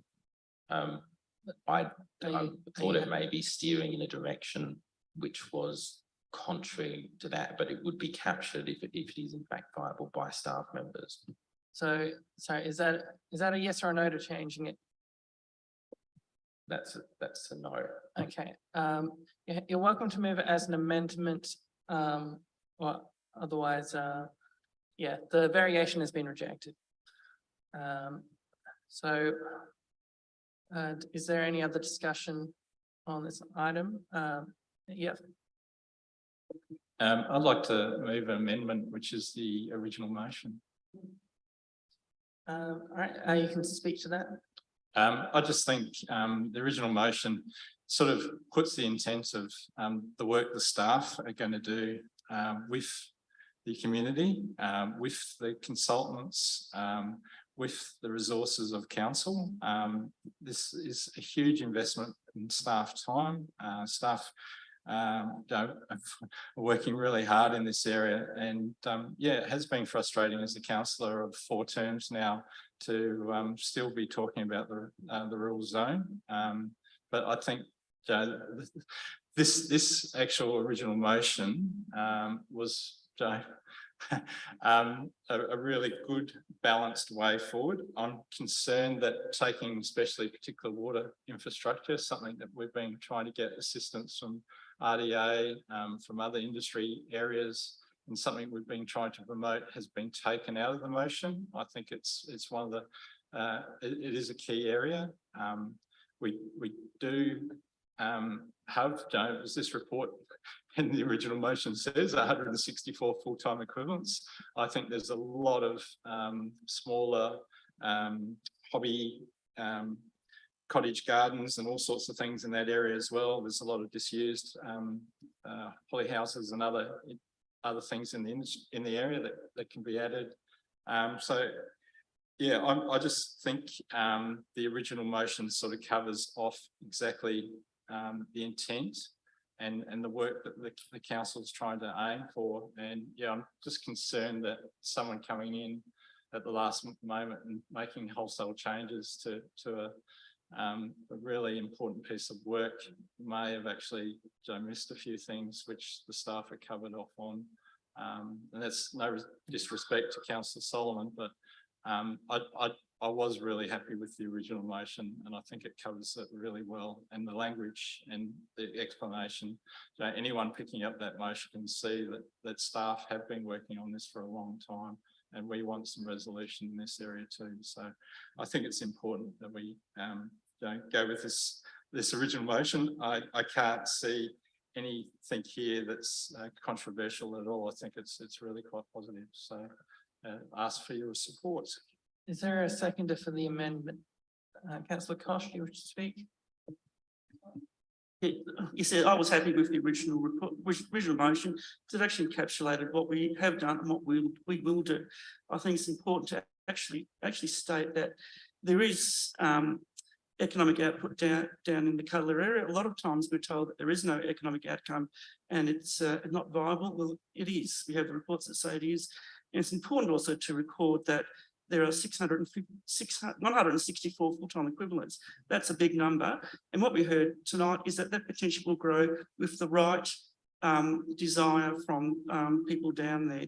So I'm quite happy with the first one. And again, also I'm concerned that we've taken out the issue of water, because that's the critical element there. Without water there, you have trouble growing things. So that's why I was very happy with this original motion, and very concerned about the amendment that put up by Councillor Solomon. I'll just double check with the CEO around the rules around who can speak during an amendment. Can people who've spoken to the original one can't speak to this, is that correct? Through the chair, the amendment needs to be considered as part of the debate. So if you've spoken once, you can't speak to the amendment unless you seek leave of the meeting and so forth. So it's part of the same debate. Yep, and just, I guess, clarifying to the newer councillors what's going on. Basically, we have now moved into, we're not debating the original motion anymore, we're debating the amendment. At the end of that, we'll have a vote on whether to change it or not. And then it will take us back to the original motion and we'll vote on that if the amendment passes. Councillor Shanks, Deputy Mayor, I should say. Yeah, thank you, Chair. Look, I think the amendment or the variation that Councillor Solomon's put up was definitely not met with malice intent. And I think it's a byproduct of a recommendation that's 8 points long. And the fact that we receive an agenda on a Thursday, do our due diligence, do our background information, maybe attend a community meeting that we're all invited to on Sunday, educate themselves, do their final reading. And unfortunately, this is the time we have in between our everyday lives. Yes, I think Councillor Solomon will definitely take this on board, and there might be a better way forward. But I think the point here is it wasn't done with malice intent. And also, if we have a staff base that do not define infrastructure provision and include water in that, then I think there's a problem here as a greater issue, because I think infrastructure as an overall term covers water, it covers road usage, it covers a whole bunch of stuff that is covered under infrastructure. There is no argument there. Now to the actual point at hand, I think what we're talking about, and I commend the businesses in the area, there is no if, buts or maybes about that. If there is a zone change or something that suits the population in the area, because we talk about 164 staff, but we don't seem to be talking about the 377 other residents. But if we are to then unpickle that and we want to allow some sort of subdivision that actually allows some activation in the space that other than the businesses that are doing well, the activation in the space is null, it hasn't happened. I mean, you cannot say that that area has been activated since its current zoning. Unfortunately, it's not set up to promote what I think would be a great buffer. I've talked to the mayor of Barossa about their Concordia development, and I like the mindset of what they're thinking about. It's urban living in the centre to step out to the bigger blocks, and the bigger blocks are going to create that natural buffer. When we talk about a green belt, and again, I've come on in this historic problem only being on one term, but there was always a conversation about a green buffer. To me, that was literally a green buffer, paddocks, nice green spaces, vineyards, whatever it is. But we're now talking about polyhouses. We're talking about driving in and seeing polyhouses as our entrance statements between us and the Playford Council.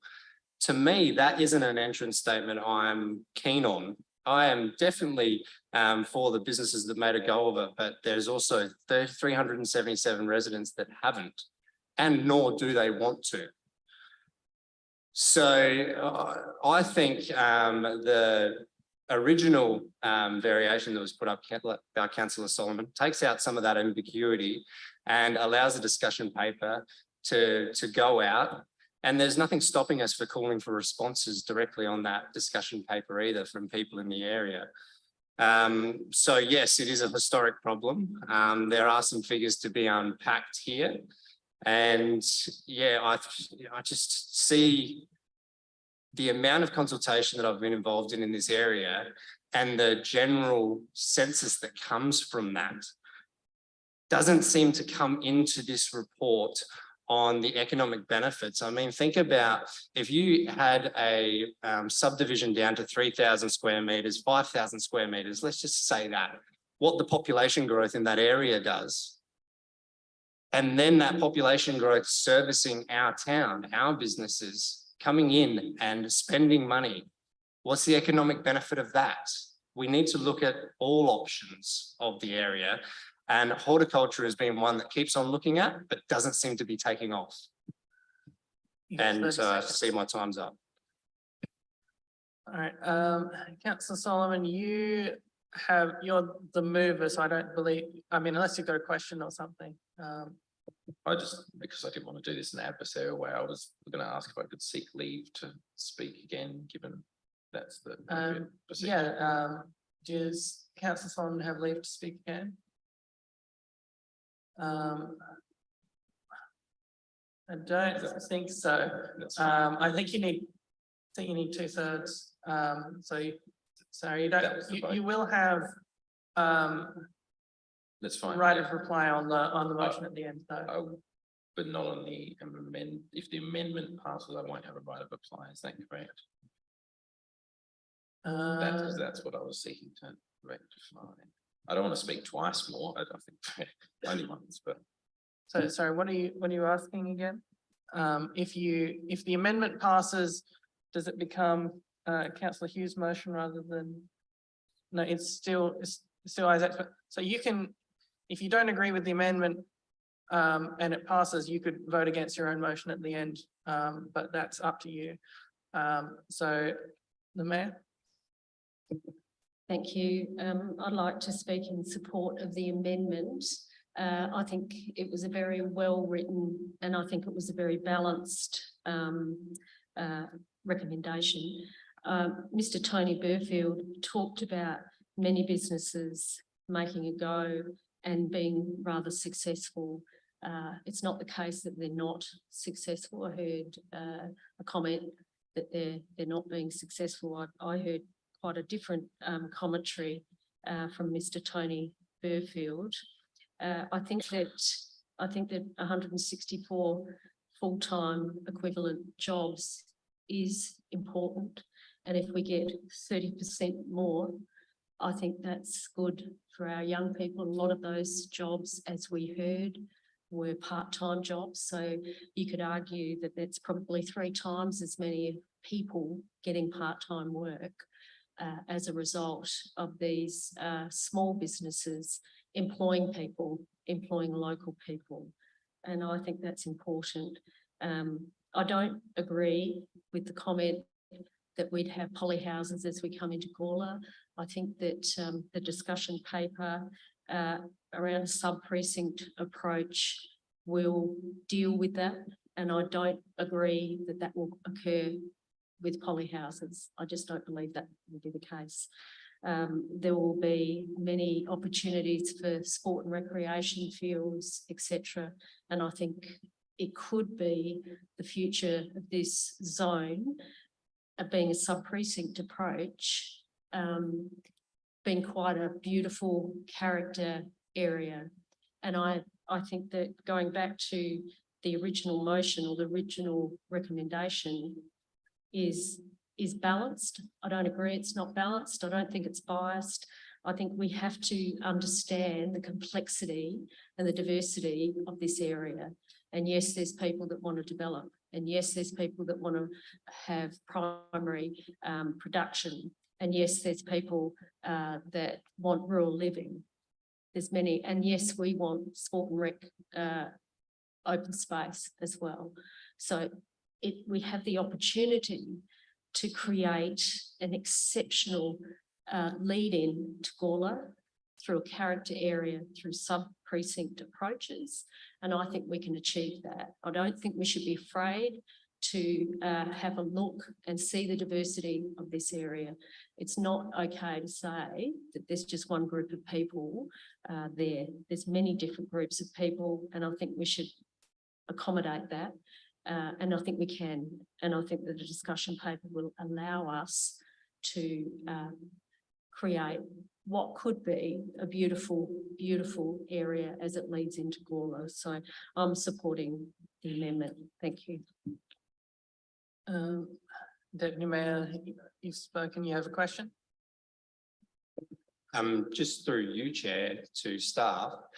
If for whatever reason there was the ability to subdivide down to, let's just say, an acre, does that mean that jobs will be lost and the businesses that are in the area will not exist anymore? It's a good sell. I think there's a lot of issues to unpack in that statement or question.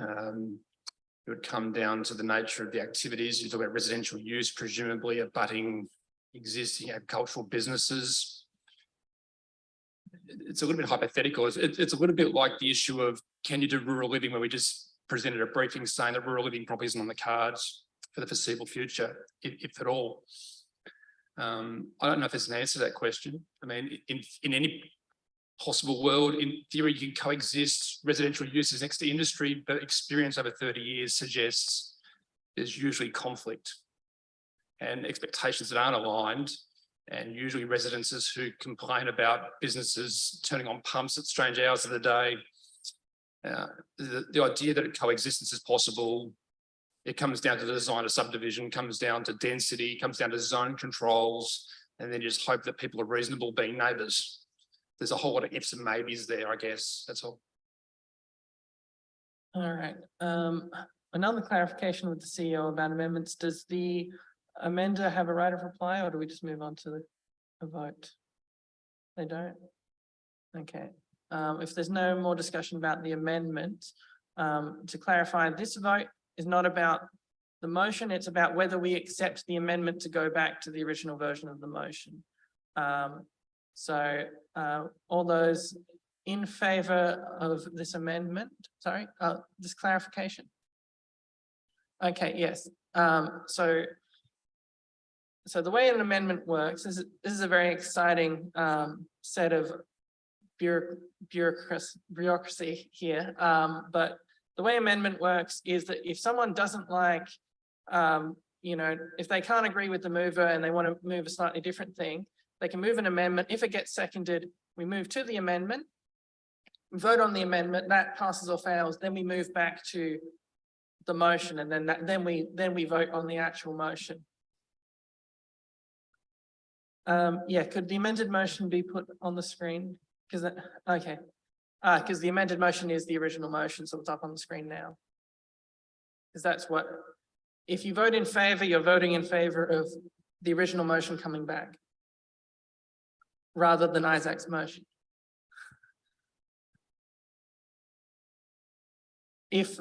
Sorry, are the first term councillors all comfortable understanding that what they're voting on?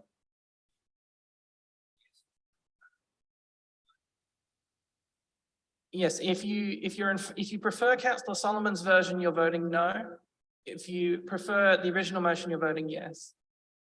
All right, if everyone's happy with that, I will move that motion for the amendment. All those in favour? All those against? The amendment is lost. So we move back to Councillor Solomon's version of the motion. And we'll just get this all sorted out.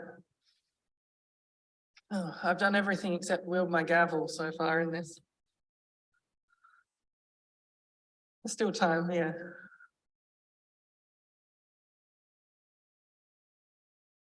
Just making sure the CEO is happy. So yes, it's still the motion moved by Councillor Solomon and seconded by Councillor Hennessy.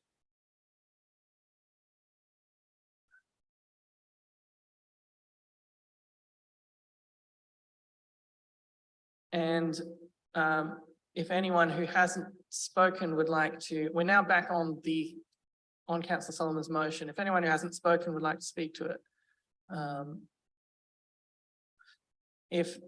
If not, I'll give the mover the right of reply and then we'll have our vote. I'll keep it short. Thank you, Chair. I think,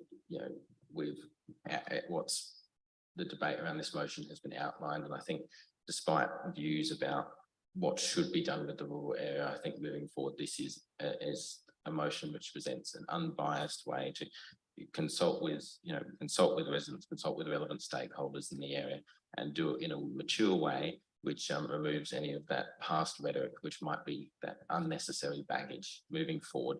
I think this is important because we really, the last few years, we haven't had much movement on this. And I think presenting it in this way allows us to say, we're ready, we're mature enough to accept that. And it sends a message, it communicates to staff as well, because when staff prepare reports, they will, obviously prepare them in a way which they think is acceptable to the chamber.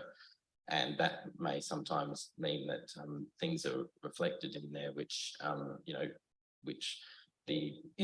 sorry, unless you have a point of order, this is the right of reply. Well, I just say that Councillor Solomon's in the middle of his wrap up. I think we're communicating that we are mature enough to move forward with this now, both to residents and to staff, and I think that this is a good way to go forward. In that case, I'll put the motion. All those in favour? All those against? It is carried.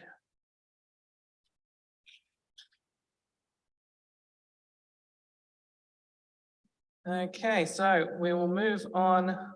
We're 2 hours in and we'll move on to our second item. The Mayor. I'd like to move the officer's recommendation, please. And I'd like to speak to it, please. So this is, sorry for just everyone getting to the second motion here. We're up to Hillier Residential Park Code Amendment. And sorry, if you're leaving, could you just leave quietly? But yeah.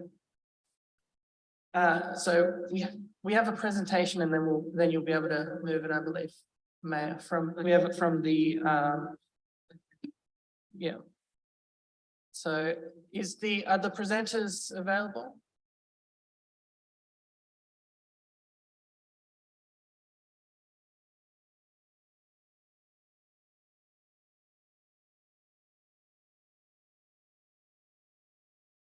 And so if you're ready, you can turn your microphone on.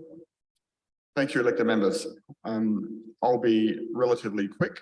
My name is Grazia Majorano from URPS. I'm a town planner, assisting the applicant in the rezoning of this land. Now, the objective for me being here tonight is to brief council, the elected members, on what we're proposing, and in particular, what the community engagement process will be. We plan to commence community engagement in late March of this year. And I'll talk about what we're doing in that engagement process. Once the engagement process formally starts, council can again have another opportunity to actually comment on the code amendment, that rezoning document itself. So I'll quickly highlight the affected area, a bit of background, what we're proposing to rezone to, and what type of engagement we're undertaking. The land has a frontage to Hillier Road.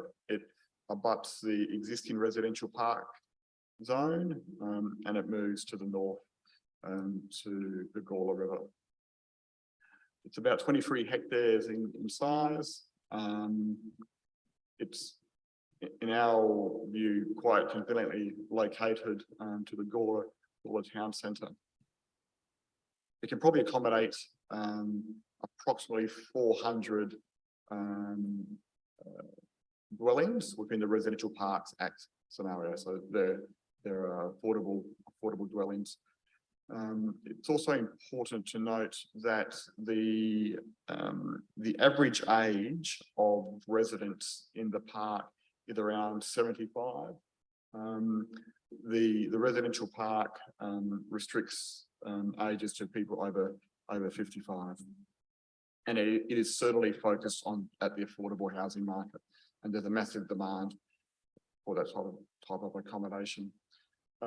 We've been in discussions with council since 2021. Council kindly wrote to us based on our proposal to initiate. That is a first stage document required by the Act. It highlights to council and to the Minister for Planning what we want to do and what investigations we're going to undertake to complete the rezoning.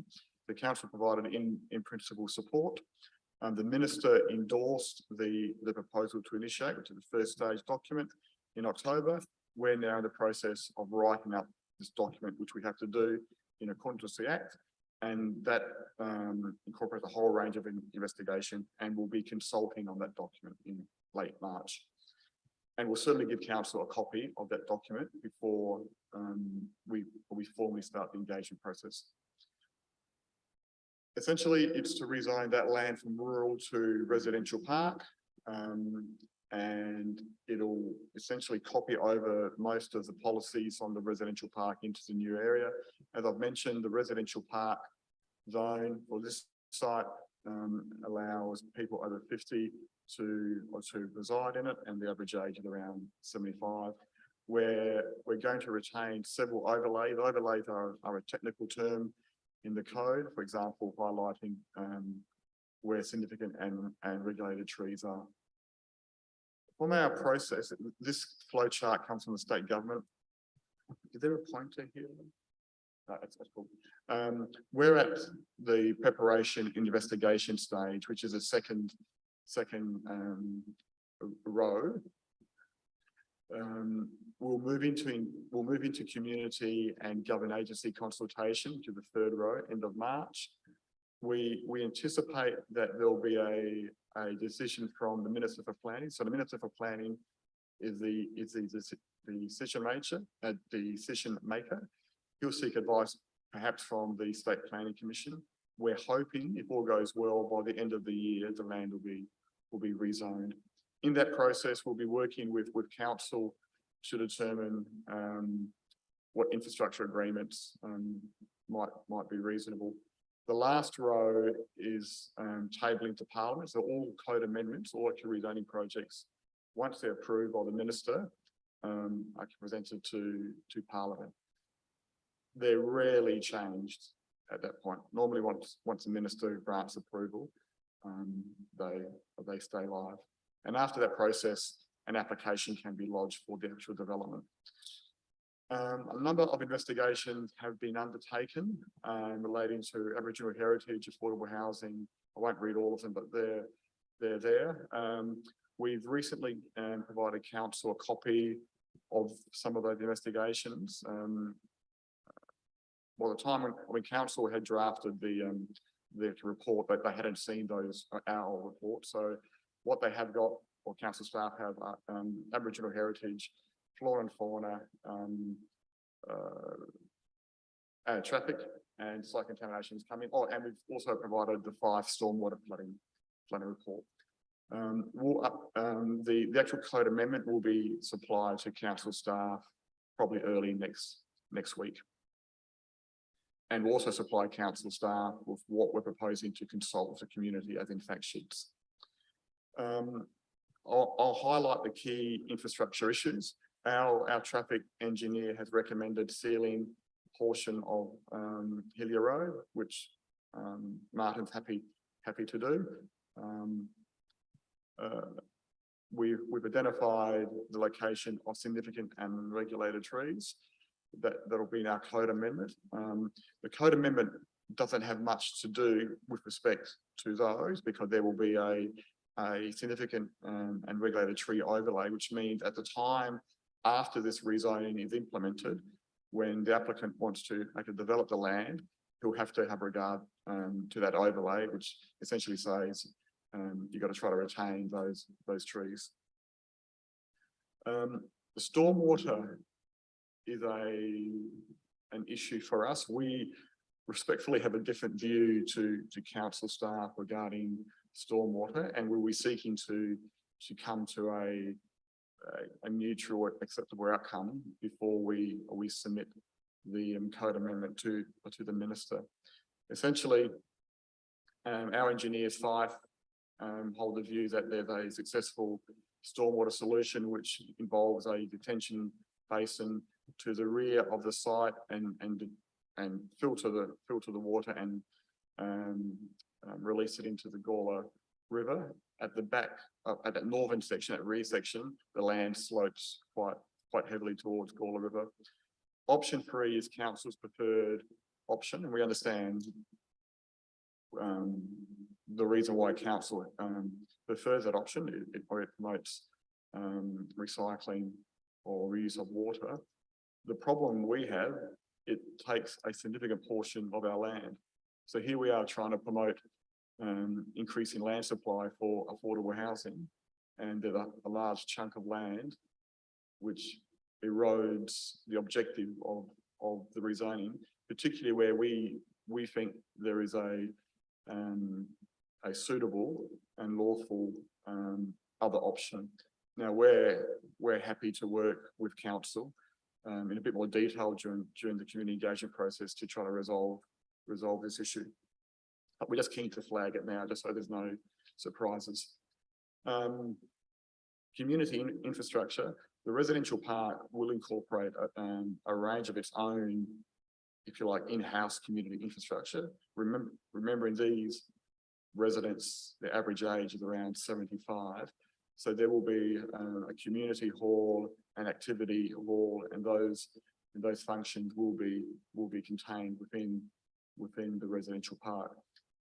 And I'm just hinting at that we're not certain if it's fair and reasonable to provide significant contribution to external infrastructure, given the residents will be typically use most of the services that are provided by the residential park. The concept plan highlights at a high level what we're proposing, and this plan will be contained in the code amendment, so the community has an understanding. Essentially, it highlights a main roads through the centre.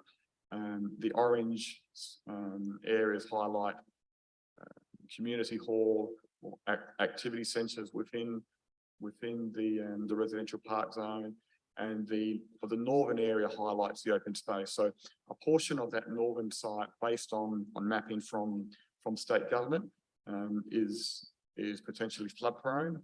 I understand council engineers and the state agree on the area as we do.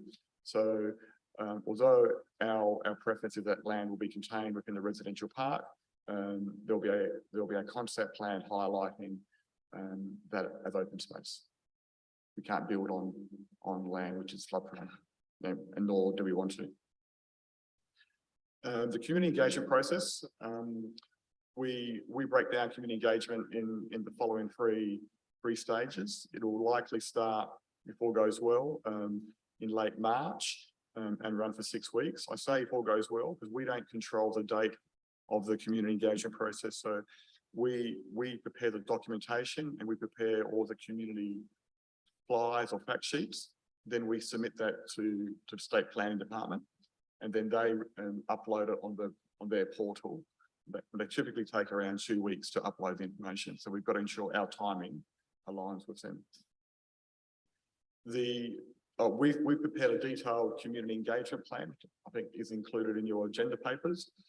In summary, we'll be consulting a range of stakeholders and actually neighbours. I won't go through all of them, but they're relatively extensive. We tend to over consult. We have specialist engagement people in our firm, and we think it's useful to over consult rather than under.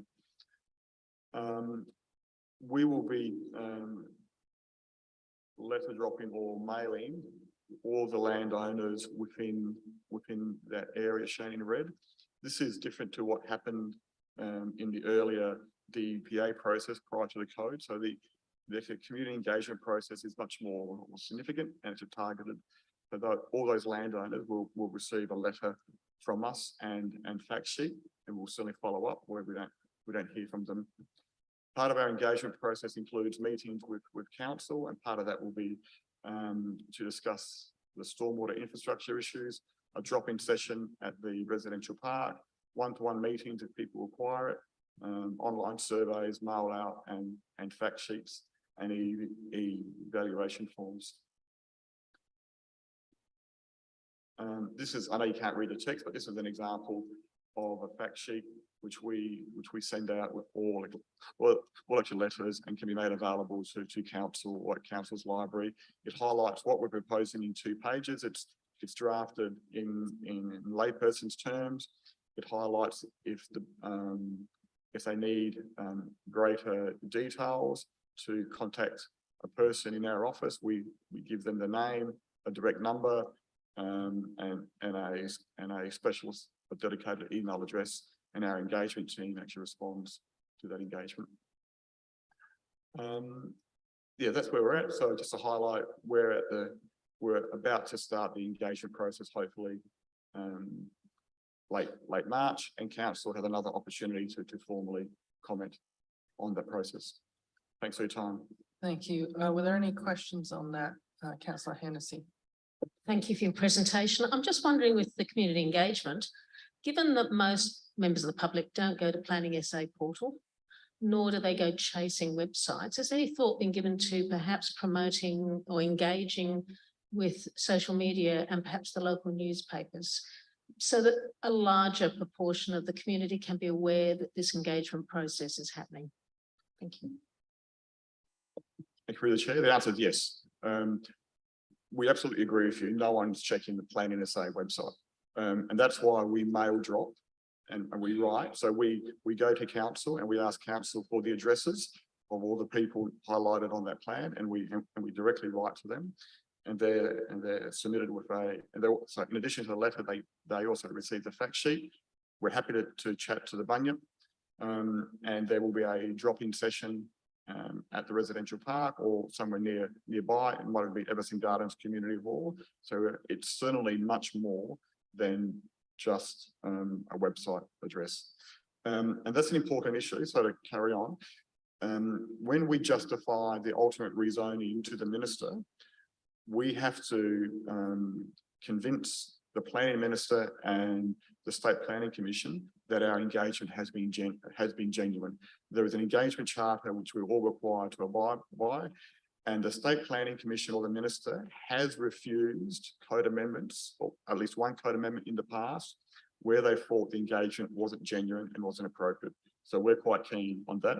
And some of you will know, we have a specialist community engagement team, which will work for government and councils, and they'll be leading that engagement process. If there's no other questions, the mayor would like to move the motion. Yes, I'd like to move the officer's recommendation. Thank you, Grazio, for that presentation. I think this is a good way forward. I think it is, as you said, Grazio, collaborating with the local council.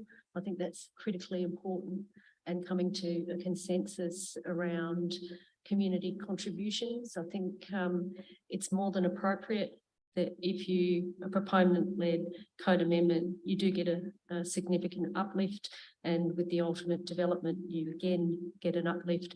So I think that it is more than appropriate to work with council and get some good outcomes for the community, not just for the Hillier Park residents, but for the broader community overall.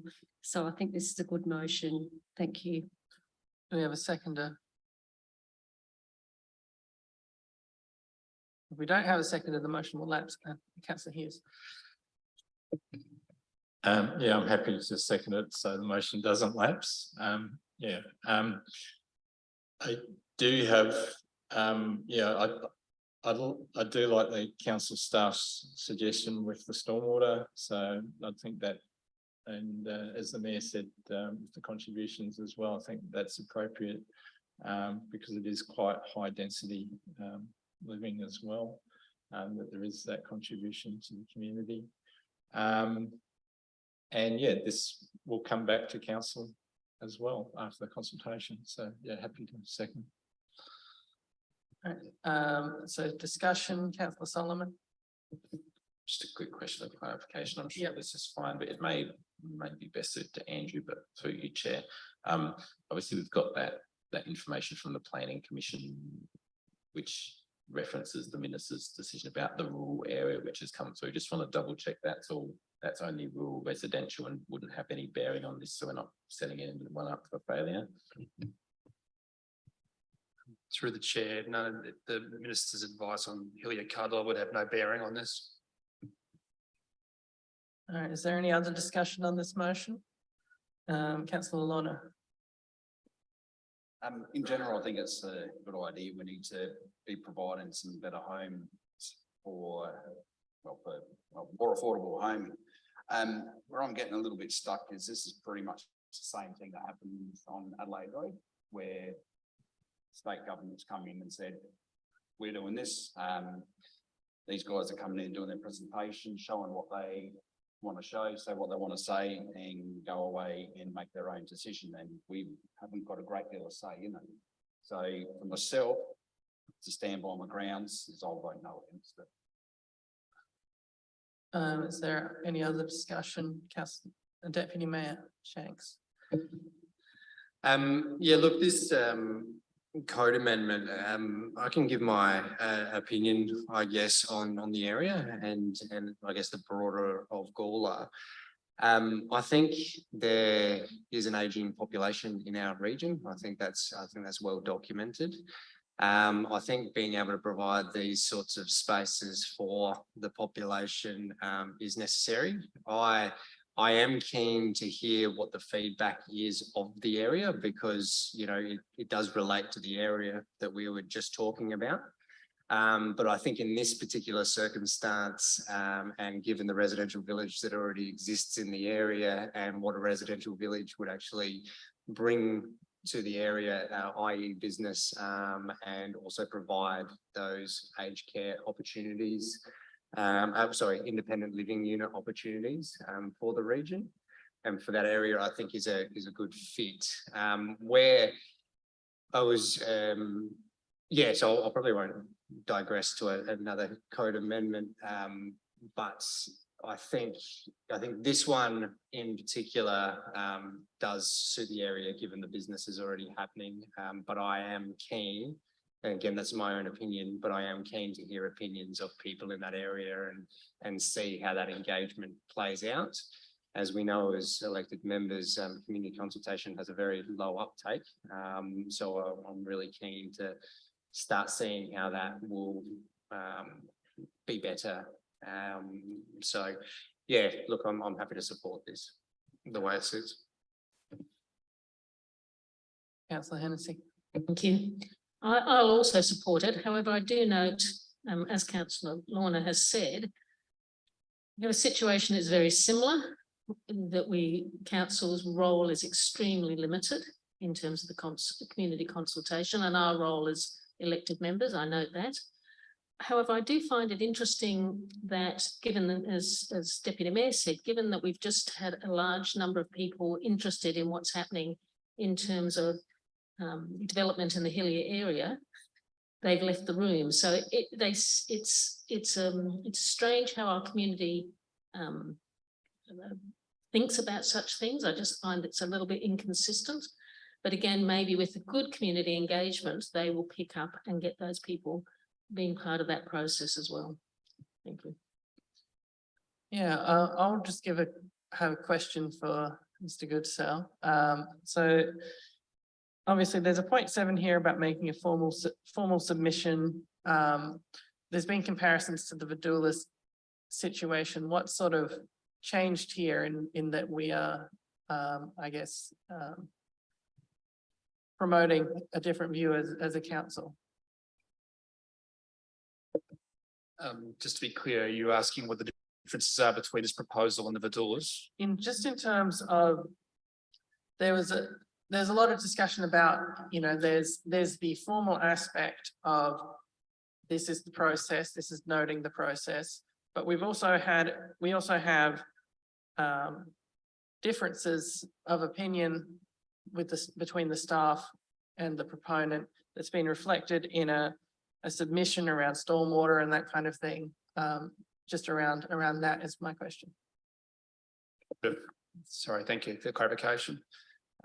There are some differences between the two amendments. Yes, they're both proponent driven, but the difference between them is that the Vidoulas amendment, the condition of the code amendment proceeding is that there is an LMA that's registered prior to the code amendment proceeding, which addresses the questions of infrastructure and mitigation of impact. That is not quite the same situation with regards to this amendment. It's fair to say that the minister's advice on the Vidoulas amendment, it's not common to see a precondition that the LMA is resolved prior to a code amendment being finalised. So in that way, if you like, the Hillier amendment is probably more common as to how these things normally roll out.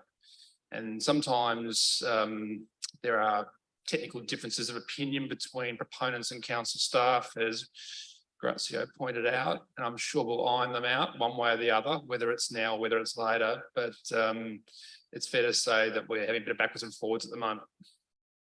Thanks. Councillor Solomon. Thank you, Chair. I will be voting for the motion somewhat with the same reservations, I guess, which were, or the same, having reservations about the things that were mentioned by Deputy Mayor and Councillor Hennessy. I think this is obviously noting what Mr. Goodsell has said. This is slightly different, but we've still made a predetermination by virtue of the last motion on this that we're going to be supporting it as a, in principle, as a council. Am I incorrect in saying that? Can I ask that question in the middle of my? Well, no. Yes, exactly. That's my point. Have we voiced in principle support for that one, or was that incorrect? Because I believe I heard something in the presentation about that. And through the chair, my reading of the situation is that we have endorsed the process to proceed. However, ultimately, once the engagement process is completed, council will obviously have access to the submissions received, the direction that the proponent wishes to go in, a view as to whether or not the outstanding issues which are discussed in the report are addressed. And ultimately, council can form its own opinion, on the merits of the rezoning. So in theory, yes, you could still say to the proponent and to the minister, yes, we agree with the process, but now having looked at all the submissions, we think we don't support this. I'm not suggesting you would say that. In fact, it's probably a lot unlikely, I would have thought, but that's a hypothetical. And the second aspect would be to form a view on an infrastructure agreement. and the deeds that would follow from that in terms of how infrastructure is delivered on the ground based on genuine feedback from the community. So I think there's two separate parts there. Councillor Hennessy. I'd just like to thank Councillor Solomon for asking that and for the answer from staff, because that in a nutshell explains what we need, and would probably explain to the community where we find ourselves. So asking questions of that nature helps bring out the clarity that we and the community require. So thank you. Is there any other discussion on this item? If not, would you like to close the debate? You can, yes. Thank you for the debate. I think it's been useful. I think this is something that we can support right now. I think the debate has mentioned that we have limited capacity with proponent-led code amendments. However, we do have a say through a formal submission, which is point 7. And I think that's going to be very, very important because we are a key stakeholder. Through these code amendments, proponents do have to consult with councils. They are an important stakeholder. And I think that our submission will be quite important, particularly not just for the future Hillier Park residents, but also for the wider community, because this affects the wider community as well. And I think we need to take that into consideration. Thank you. I will put the motion. All those in favour? All those against? It is carried. We will move on to 7.3 Gawler Town Centre Car Parking Strategy 2023 to 2028. Councillor Hughes. Hold on, we don't have any presentations on this one, do we? No. Go ahead. No, yeah, I'm happy to move this. I think it's pretty self-explanatory. There's been a process that's gone, and yeah, I think the findings and the future work that council staff will do in this area is quite exciting. So yeah, happy to move the motion.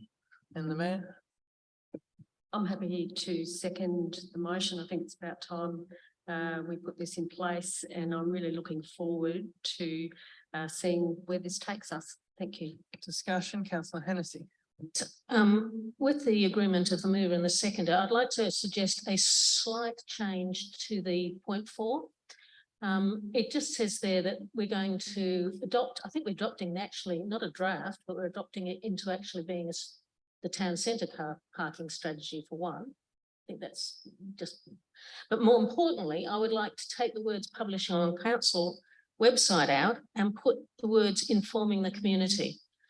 If we think that the only way we're going to let the community know that this is now a formalised strategy is by sticking on the website, we are yet again forgetting about good communication with the community. So I just leave it to staff to decide how they're going to inform the community. They talk in brief on page 41 about a couple of ideas, but I'd like to, and I will ask in the near future to see where the communication plan, the community engagement plan or communication plan is on letting people know that this strategy is now updated in place. Again, just sticking on the website is not good enough in terms of letting people in the community know. So I think that's been accepted by the, I think the mayor's got some words. Yeah, I've got some words. So publishing on council website and informing the community more broadly. I think that would cover councillor Hennessy's suggestion. And informing the community more broadly. Thank you. Broadly, A-D. Thank you. Thank you. All right, and the mover's happy with that wording? Councillor Hughes? Yep. Okay, is there more discussion? Yeah, Deputy Mayor? Yeah, thank you, Chair. Yeah, look, car parking is always a hot topic in the town of Gawler, and that's always going to be a hot topic as we grow. and as the region grows. I think the report highlights those choke points really well. And also the investigation. I think we got the point, Andrew, about even though technically we're finding that there is vacant car parks throughout, there is still a strong voice saying we don't have enough car parks. And I think we need to tease that out a bit more because yes, although technically we might see empty car parks throughout the town, what the report is also pointing out is the precincts of where you find those empty car parks. The Finnish Street car park is a bit of a contentious item I'm seeing. So I think the communication needs to be very clear and consistent in that area, because we do have business owners that put in when that was first built. And it is ever evolving. I get all that. And then we also see answers coming through where a developer can put into the car parking fund, and then in that agreement, it actually means they have dedicated car parks on a council owned multi-level. So there's a little bit of back and forth there that we need to work through as a council for this ever evolving issue. But what I like about this report is it's talking about the essence of seeing first sites for another multi-level and taking steps forward to see how that works. Because the Finnish Street car park multi-level is well used. There is no argument there. So yeah, I look forward to, again, keeping the momentum on this, because I think we lost it a little bit, and I note that we've upped the 2023 to 2028 because time had lapsed since the draft. So I think if we are going to adopt this, we need to figure out how we're going to now get those boots on grounds actions that some of these strategies and plans actually have in them. So yeah, I look forward to seeing what comes of this. Councillor Kosh. I've got a question. Just looking at the figures provided and the cost per car space in an old car park, it would seem if we build on the admin centre, it's roughly $7 to $8 million. Is that about right? Just looking at the figures, 300 times 25,000 per car park. Could compare that with Finniss. Is it about 7 million roughly?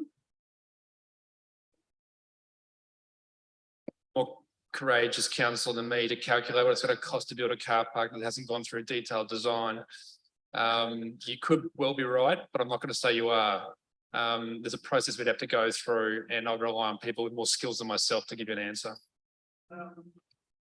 I suppose I'm just trying to get a figure, because on page 38 of 78, it talks about the growth, the parking demand in Gawler is going to be driven in part from Roseworthy and Concordia. Because we've actually got half our car parks at 50% roughly, and they're within a few minutes walk. So wherever you park, it's a couple of minutes, 4 or 5 minutes, isn't a great issue. It's a matter of educating people where they are and saying, well, you might want to walk 4 minutes. What is going to be the contributions from Concordia and Roseworthy to our car parking fund? Because essentially they're actually, going to cause us to, our ratepayers, to spend $7 to $8 million on a new car park. Are we assuming that Roseworthy and Concordia will not be developing community centres and they'll be relying solely on our community? So in terms of growth from outside of Gawler, you've got any, sorry, your microphone turned on. Thank you, through the chair. I never get asked questions normally. Good tonight. I think the answer to that question is we can't levy those who live outside the LGA in terms of assets we deliver within our boundary. But it's a separate agenda item tonight about the car park strategy, the car park deck. And I think the answer to the question is that if we were to deliver a car park deck, we would need to have a joint venture partnership. We need to identify an appropriate site, and we would need to be effectively, in some ways, a junior partner in terms of our contribution financially. And it would have to be achieving a lot of outcomes, activation of the streets, a range of community benefits. It would have to be a developer that's going to contribute a significant amount to it. And we haven't leased the land rather than build it. I mean, there's all those things need to get developed and further discussed, but that's not part of the car park strategy, if you like. That is the car park deck study. So I don't want to prejudice what happens out of that process, other than there's a lot of work to do, which we think we have some merit in exploring further, because let's face it, by the time you do the detailed analysis and get funding up, that could be several years from today. All I'm really highlighting is that if you've got development in another LGA, that's going to affect your LGA, and your existing ratepayers will potentially be sponsoring another LGA's population. That's my argument. That's it. All right, Deputy Mayor. Right, just a question through you, Chair. We have a car parking fund at the moment. Is that not populated by developers? So people that develop in the town where there's a shortfall in car park, is that what goes in? Is that what we request? Well, that's what that function's there for, right? The CEO wants to respond. Where development occurs in our council area and where there's a car parking shortfall, then it's a matter of where there's a case for a contribution to be made, but not development outside our boundary.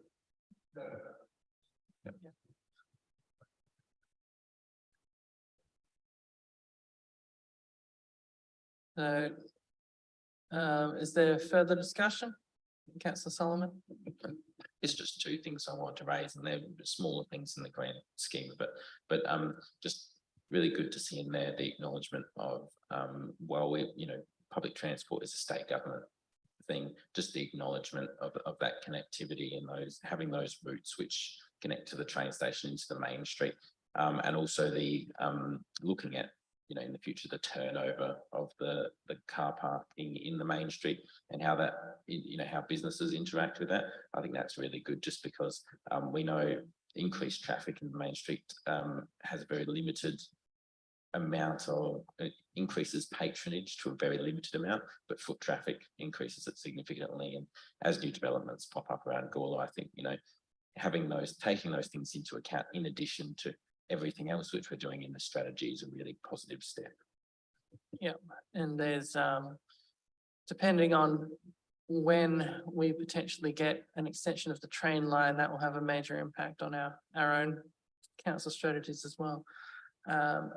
Is there any other discussion? If not, would the mover happy to? All right, I'll put the motion. All those in favour? Carried unanimously. We'll move on to 7.4, the multi-deck car parking project. Councillor Hughes. I'm happy to move this motion. I think it gives scope for the further investigations, as just were actually recently mentioned.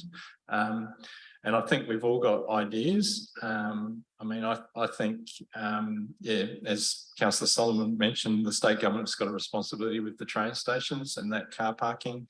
There's plenty of space on the eastern side of Murray Street, along the railway line. That's disused rail line at the moment. My daughter sometimes parks there, but very few people actually park there, and it's actually very close to the main street. I'd be keen for us to get some dialogue with the state government with those.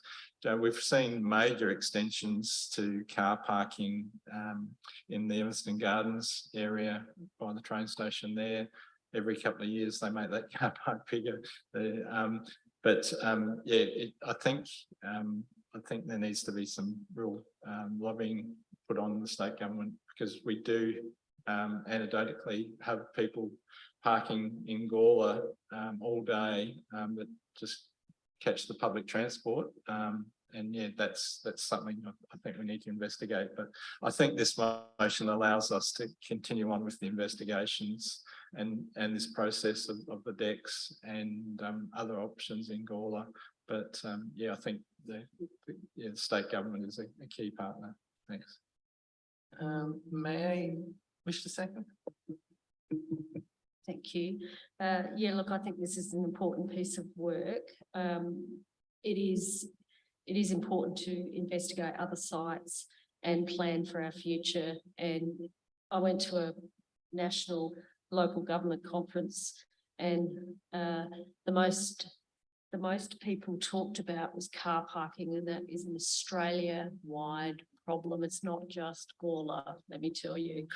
Every time we brought it up, it was hotly debated. Everyone likes talking about car parking. So it is an issue, not just here, but elsewhere. And I really think this is an important piece of work. It's strategic, it's long-term, and we can build on this work when it comes back. Thank you. Councillor Sample.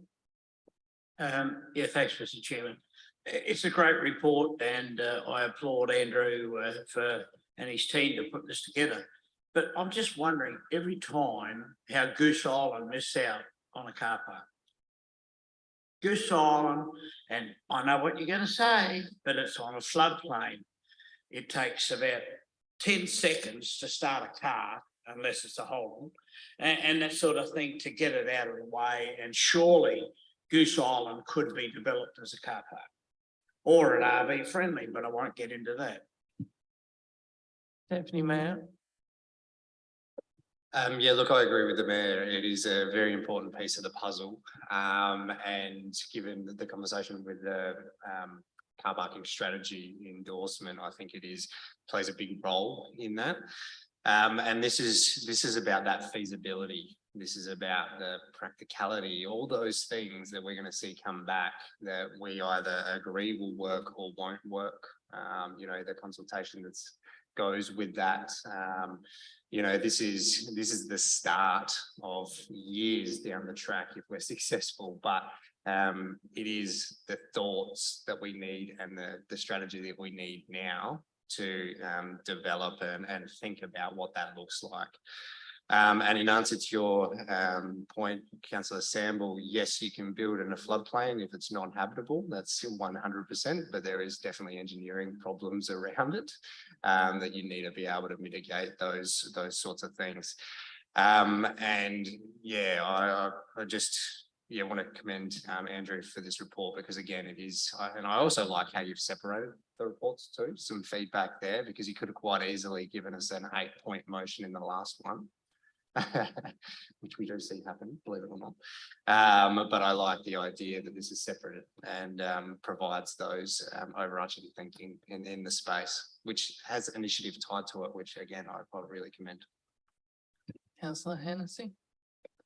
Yes, thank you. I tend to agree that this is, it's a very good report, and it's going to be a long-term plan.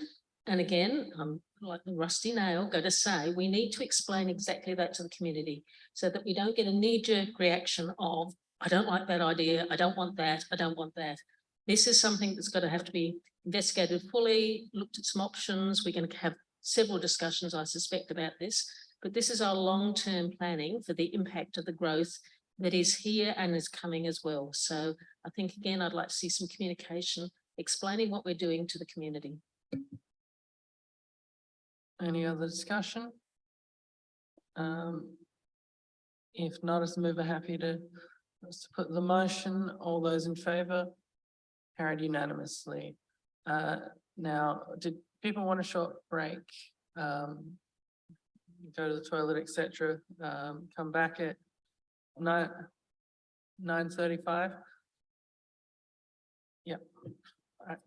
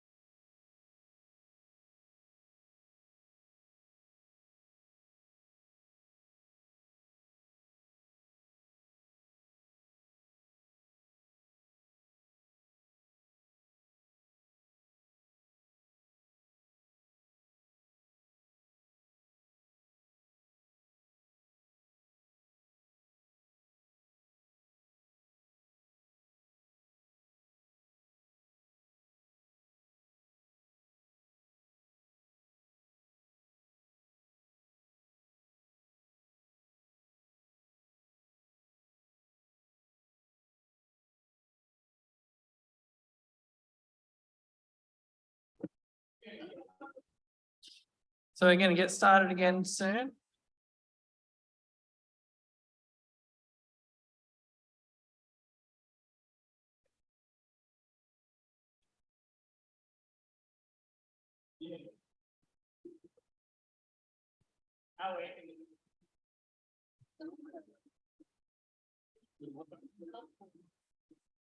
Extra part has arrived, and we're told that it wasn't arrived within a couple of days and we didn't arrive.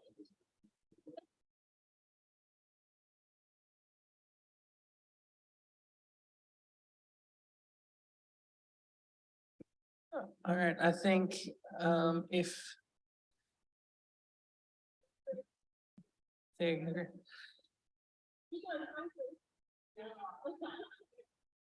All right, well, we'll get back into it. Hopefully everyone enjoyed some of the beautiful art on display here. So we're going to move on to, I think we're up to 7.5 smart bin technology. Do we have a mover? Deputy Mayor. Yeah, look, I like the idea, but I don't think the technology is consistent enough for us to justify an investment into it just yet. I found it very interesting about who are and what the mixture of findings are.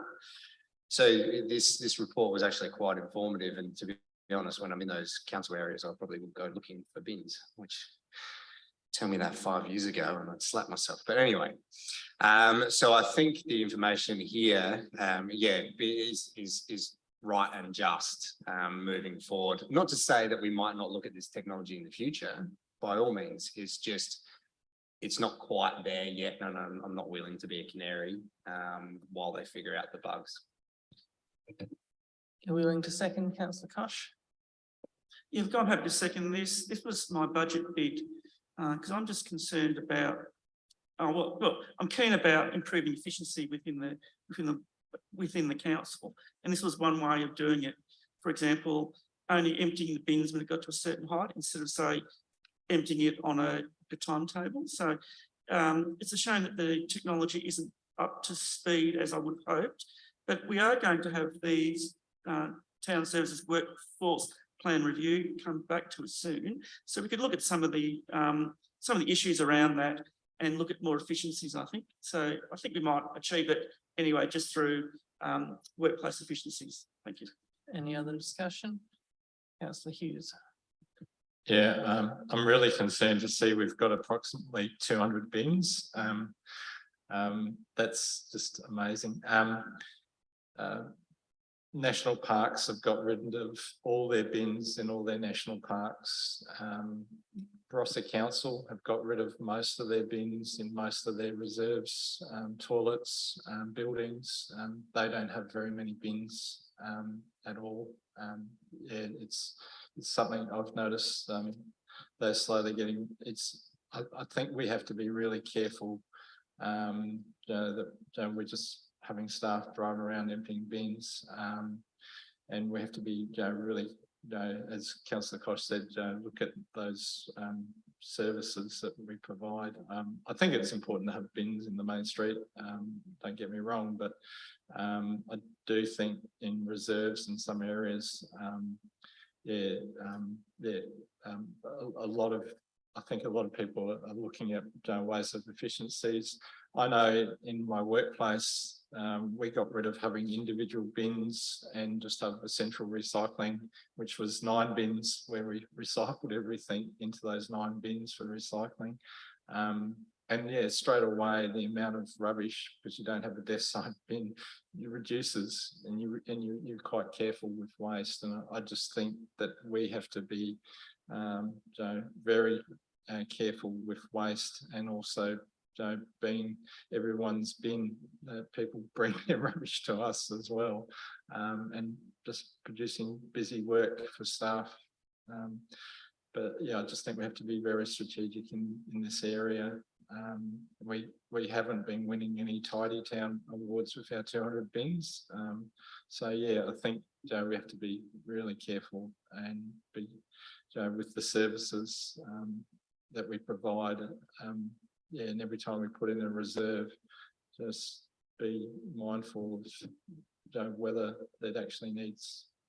And yeah, like I said, most, well, national parks have got rid of all their bins from all their parks, and they have quite you know, multi-million dollar developments on as part of their processes. So yeah, I just think we have to be careful in the future. Ma'am. Thank you. Yeah, look, I'm really keen to hear about the town services workforce plan review. I think there's an opportunity for efficiency, effectiveness, and to make some savings. I think that I agree with Deputy Mayor. I don't think the smart bin technology is quite right yet. Some places it works, some places it does not work. So I hear what Councillor Hughes is saying about bins. We're not encouraging recycling. When you have 200 bins, you just shove it in the bin and you don't care about whether it's good for the environment or not, whether it goes into landfill, because all of that stuff will go into landfill. So I think that there is an opportunity to look at how we deliver our services. If we have our staff who drive around and just empty bins, I think we could be using them more effectively elsewhere, quite frankly. Anyway, I think this is a good way forward. Thank you. Any other discussion? If not, happy to put the motion. All those in favour? Carried unanimously. 7.6 policy review.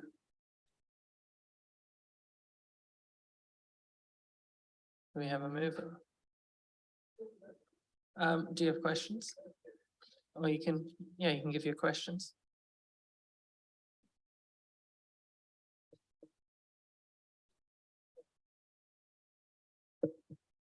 Yeah, look, I'm not overly happy with the tree policy. The tree management policy. I'll start out by saying that we've actually engaged a consultant, I'm sure, to do a tree management plan. And I would have thought we would have waited till we had that finished before just lifting a generic plan from the LGA, because I think we'd be more specific. And for example, on page 369 of 387, this is in my hard copy, 8.2 just talks about that it's lifted from the LGA, which I think is an issue. Then on page 373 of 387, it talks about street tree generally. It talks about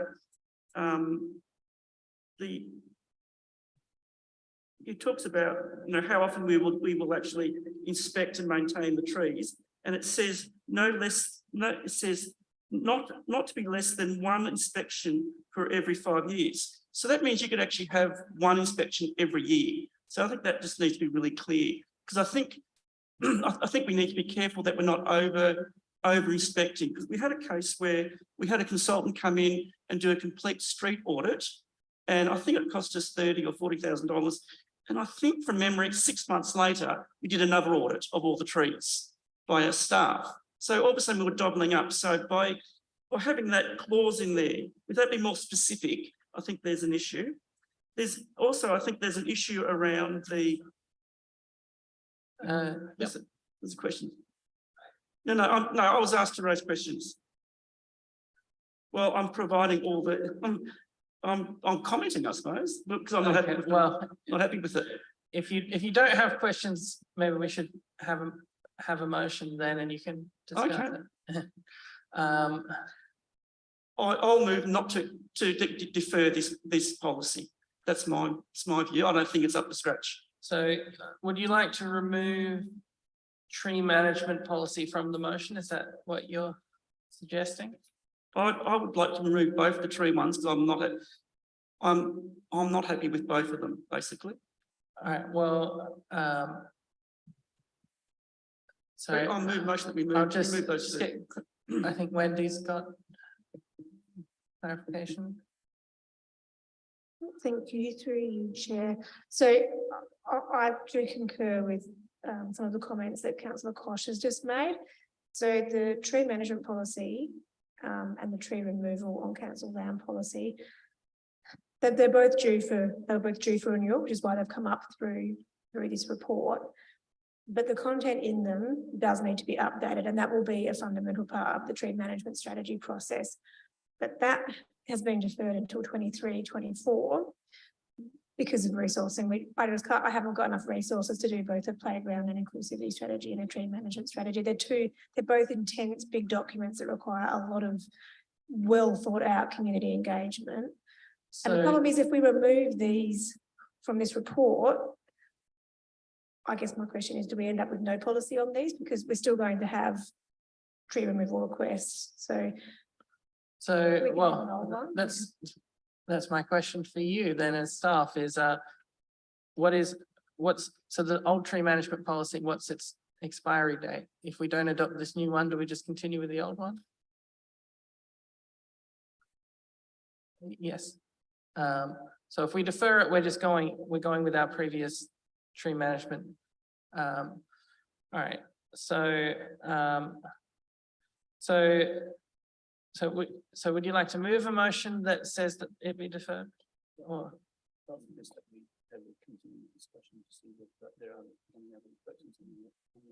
yeah.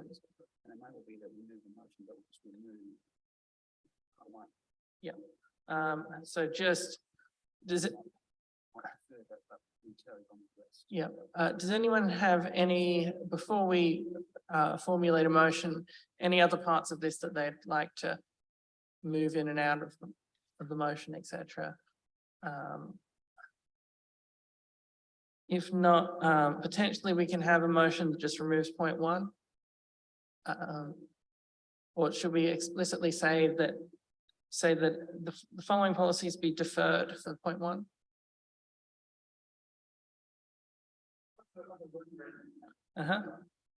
Some of the issues that I've got with the tree plan is that it's just not written very clearly, succinctly, and some of it we just put some pictures in to explain what's said, and there could be just some extra little bits to make it actually understandable. Because I'm an arborist and I've read it and I don't understand it, so that's an issue. So, but in terms of the motion, what would you like to do with the policy? Mayor's happy to move something. Look, based on what's been said, I think the following policy, point 1, be deferred, the following policy be rescinded. I don't have a problem with the rest of the policies. I've had a good look at them and I agree with the officer's recommendation. I hear what Councillor Kosh is saying about tree management. I also hear what Wendy Young is also saying.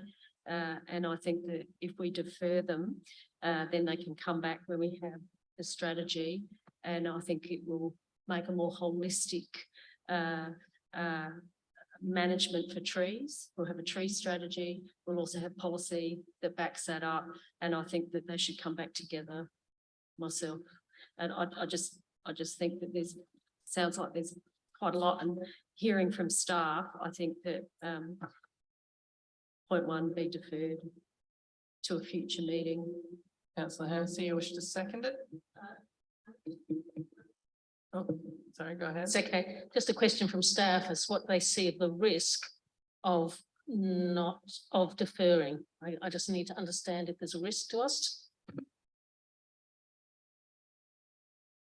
So through the chair again, the risk of deferring is the same risk we've been wearing ever since we adopted the policy in the first place, because there were no amendments to it. And I guess, again, the reason we haven't put up an amended policy is because we're waiting for that tree management strategy, because to try and do a little bit here and a little bit there and then do the strategy, I just don't think that's an effective way of doing it. So I would say that it's no more risk than we've had since we initially adopted it. Is the risk of continuing with our old tree management policy, which does not have anything significant enough change that would be a legal concern or anything like that? We have worked with it for several years. Okay, do we have a seconder to the motion?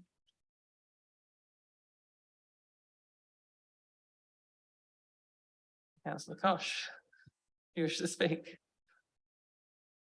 Yeah, look, I'm disappointed that the tree management strategy is going to be 23, 24. I actually thought the funds were in for this year. And I just assumed the consultant would go out and do it and would just come back. That's what I assumed, obviously not. But I just want to say some of these issues here, as I said, I'm an arborist and I don't understand a lot of what's written in here. So I reckon that's an issue. So a lot of people wouldn't understand what's written in here. So, you know, I could go through it and rewrite it, but it's probably not my role. But anyway, there we go. Is there any further discussion? Deputy Mayor. Just a question through you, Chair. Does anything stop council for offering up an amendment to a policy at any time if new information comes forward? Council has the power to do whatever it wants. I mean, within obviously it being our role, but you can anytime put a motion on notice saying that we want to amend a policy. Do council staff have the power to offer up a recommendation on an amendment of a policy at any time? Yes. Yes. Okay. So I'd like to speak if I could. Go ahead. These policy reviews, the way that I read them, were very sort of minor in nature to update, given the information on at hand right now. Now, I understand Councillor Koch's point, and I also acknowledge the experience he has in the space. But the motion, the way that it's sat prior, for me, didn't actually hamstring us in making some amendments at any time as the new information came on board. There's a reason these amendments came through, and again, I see them minor in nature. The only one that's sticking out to me is point 3, and just the wording around it. The following policy be noted remain in force, but not be further reviewed until associated. Now, I get the reasoning behind all that.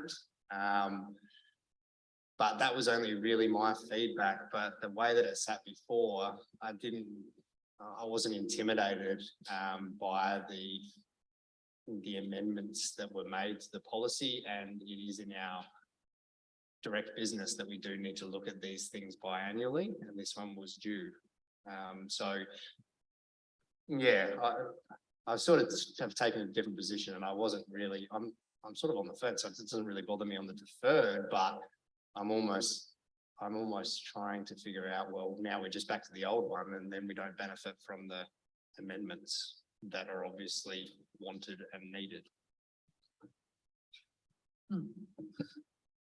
Councillor Solomon. Just a question. So what would be if, for example, the two policies, so we're talking about the tree management policy and the tree removal and council land policy, did come into effect? What would be the benefit of that? Is it significant? Obviously, there's no detriment if we defer them, but is there any benefit to doing that?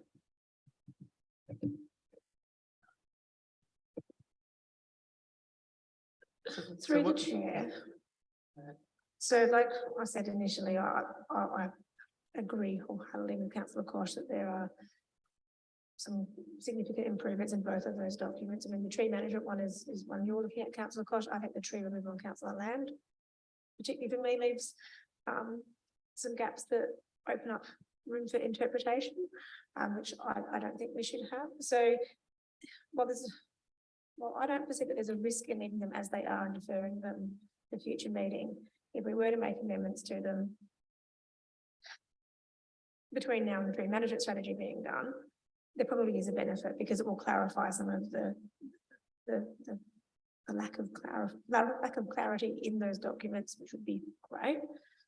I guess my only comment is that right now, in terms of just efficient use of the minimal resources I've got, I'm very keen to maximize efficiency. So by doing a midpoint review and then another review in a process which is already being planned out, that's my issue from a team and staff management issue at the moment.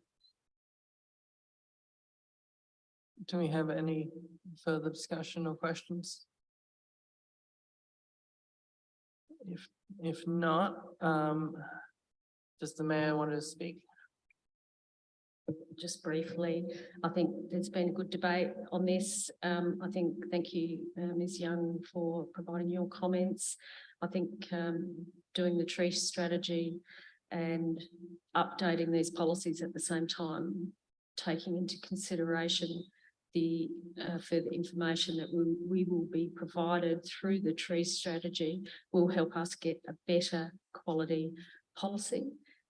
Both policies, I think that it's better to be done than to continue to fiddle with it and not really get very far. So I think it is important to defer it until we get the tree strategy in place, and these can be done at the same time.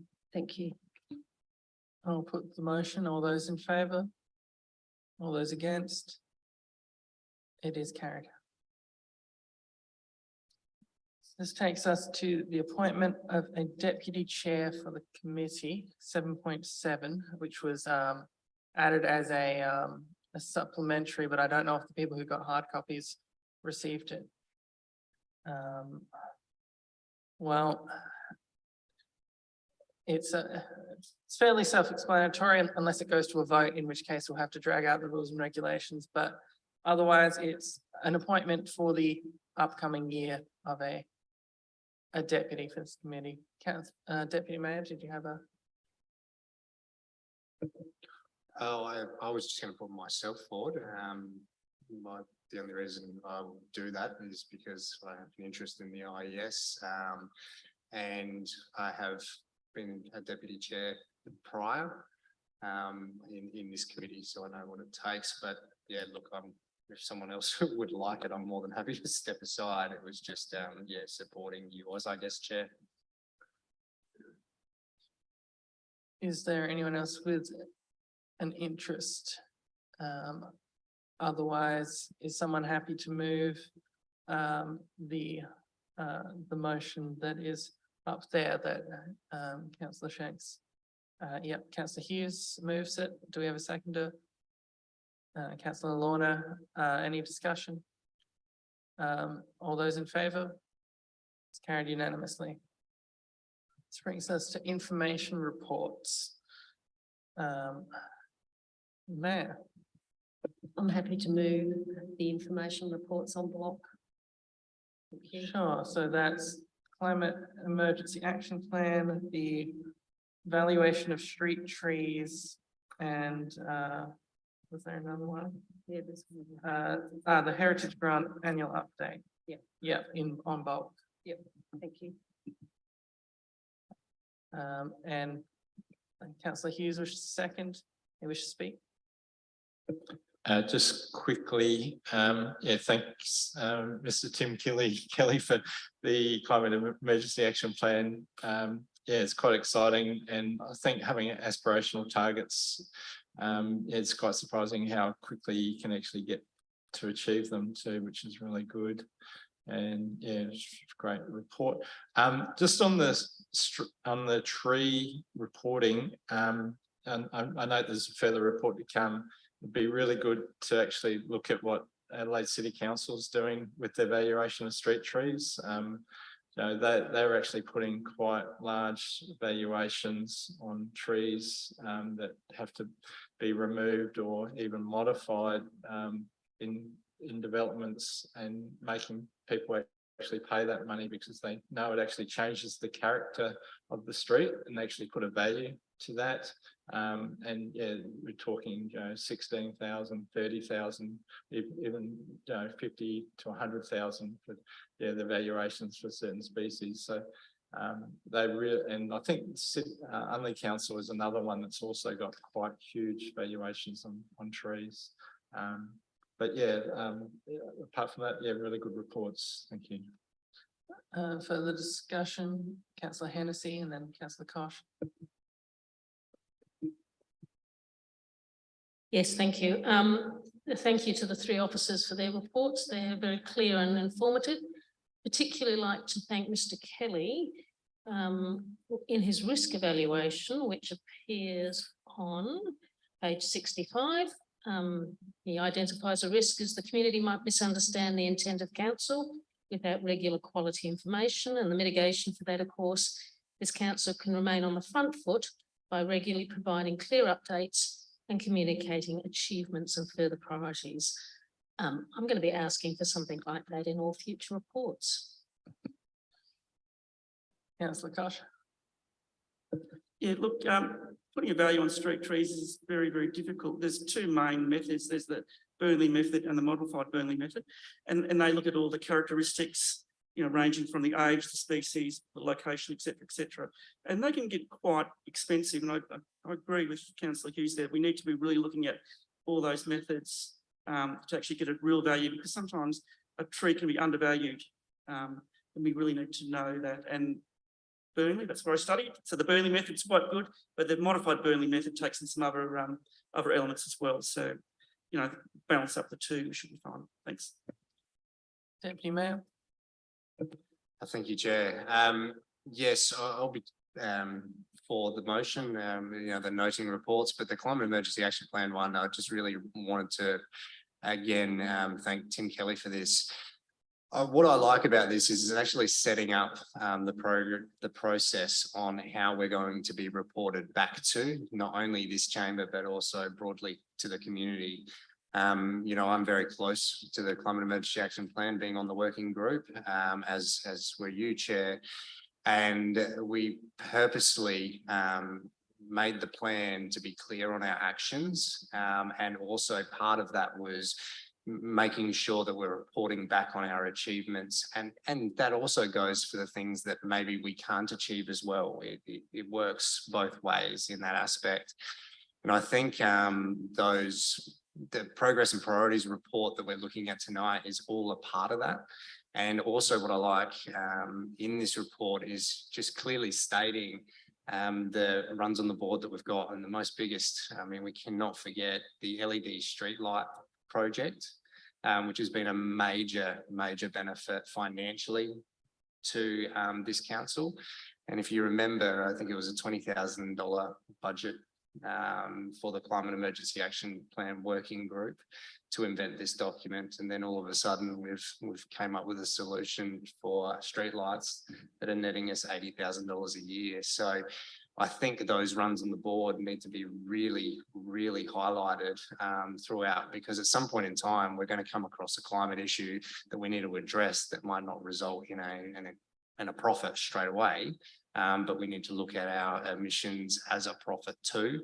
But this is all about bringing the community along for the ride. And the way to do it is be consistent in that reporting, because ideally these plans, these strategies, and you know, those sorts of things, it'd be great to actually finish it and achieve our goals, and go, what's next?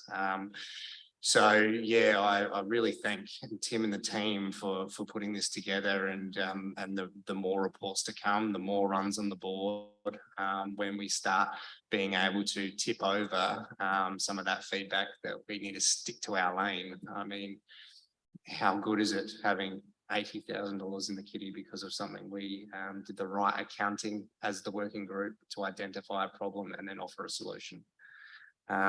So yeah, that's the main report there I'll talk on, and noting that everything else is on block. But yes, I too thank the other authors, and please don't take it as an offence that we haven't read it, because we definitely have. I was up till 1 o'clock last night finalising my notes. So thank you.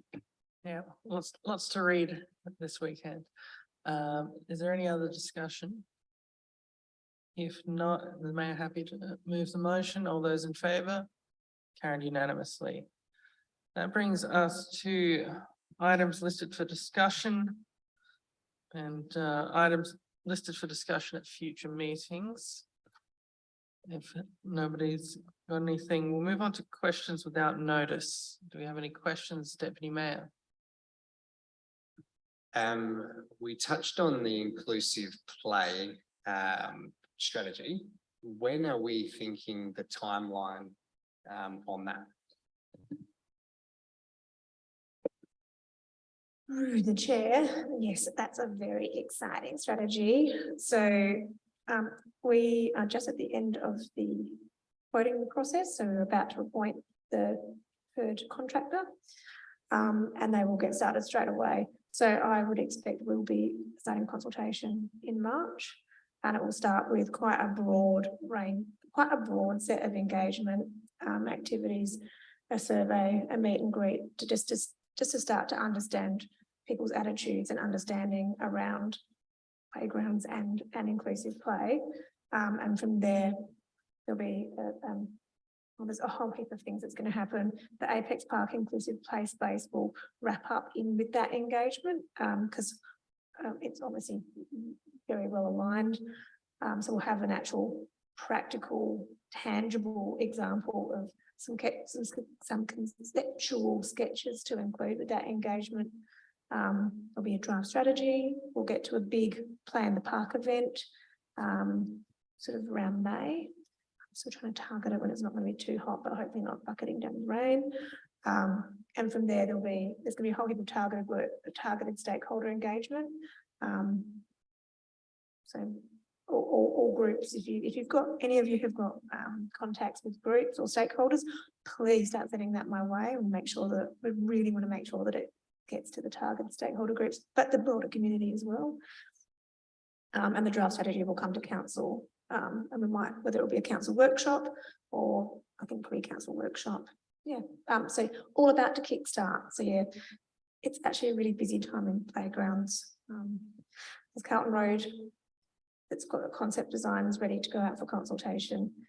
Apex Park Inclusive Play Space, the strategy, and Reed, the consultation will start next week after a little bit of a slower start than we anticipated. So I'll send you all an email about that one on Thursday. Thanks, Mayor. Thank you. Hemmerford Grove had a fire that was deliberately lit. Can you explain the process of bringing that back to usable status? Through the chair, I certainly can. So we've done an assessment of the damage. We have engaged, or we're seeking a quote from a sole contractor to do all the remedial work. So both removing the footings that are there, which are currently the hazard that are left. It just happened to coincide with one of our annual independent playground inspectors being in town. So we've had them also inspect the equipment surrounding the zone of the fire. So I know exactly what we need to have replaced. So that's gone off to get a quote. We have already lodged insurance claim through our LGRS insurance provider. Once we've got the quote, that will go through to the provider, and then the person who's provided the quote will go through with the works. Timeframes are sketchy. I can't give you final details on that, but we will be doing the remediation work to make the whole site safe as quickly as possible.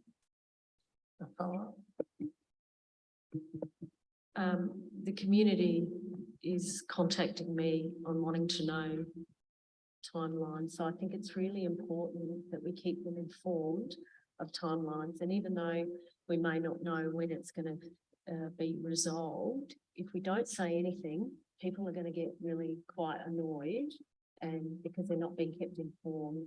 And I think it's really important that our community is kept informed. And I know that it is sketchy now. However, we need to be able to inform them of what's going on with their playground, because, you know, kids want to play on that playground and parents want to take and have birthday parties there. So it's really, really important that we keep them informed, and saying that it's sketchy and we can't tell people. I think we need to nail how long it's going to be and be honest with people so they know and they can expect, you know, an outcome. Yeah. Is there going to be any signage going up that's just, you know, basically saying there was a fire, we're looking into replacements, that kind of thing? Well, through you, Chair, I think that sounds like a very good idea. And I'm going to say, as of this moment, yes, those signs will happen. And I think I'll have a chat with the comms team around the best approach for, you know, making sure that the community are well informed about what happens from here. And it might be that initially it is we can't advise a timeframe, but we'll let you know as soon as we can. But so they, you're right, so that they know where we are on it, we're not just sitting back. Yeah, I'll get on that. Thanks, councillor Sample. Thank you, Mr. Chairman. I'm just wondering how much longer we're going to be the area up the top of the street with all the barricades. The wall, Any update? Yeah, on that. yeah, wall update. Through you, Chair, yes, the Pioneer Park wall is my favourite wall in the whole town, and I can't wait to have it all fixed up for everybody. So it is a little bit of a slow process because of the site. So we have nearly finished engaging with Flinders University, who are supporting us to do the archaeological oversight of any excavation works, because we can't turn any dirt without an archaeologist on site. And it's going to be quite a lot of dirt to move. And this is actually the most cost-effective way of doing it. So has some great educational opportunities. It will be the quickest way to do it as well. So that's nearly lined up. We're just waiting for the designers to finish off the assessment of the design options. That's actually the biggest hold-up that we've got at the moment. As soon as I have got them, I will get a report to council. It's not going to be February, but it hopefully will be March. And then we'll get it fixed as quick as we can. Any other questions? If not, we'll move on to motions without notice. If we don't have any of those, I will close the meeting at 10:10, which is quite good time for the amount of stuff we had to get through. So thanks everyone for coming along. Oh, hold on, I'll bang the gavel. Now the meeting's closed.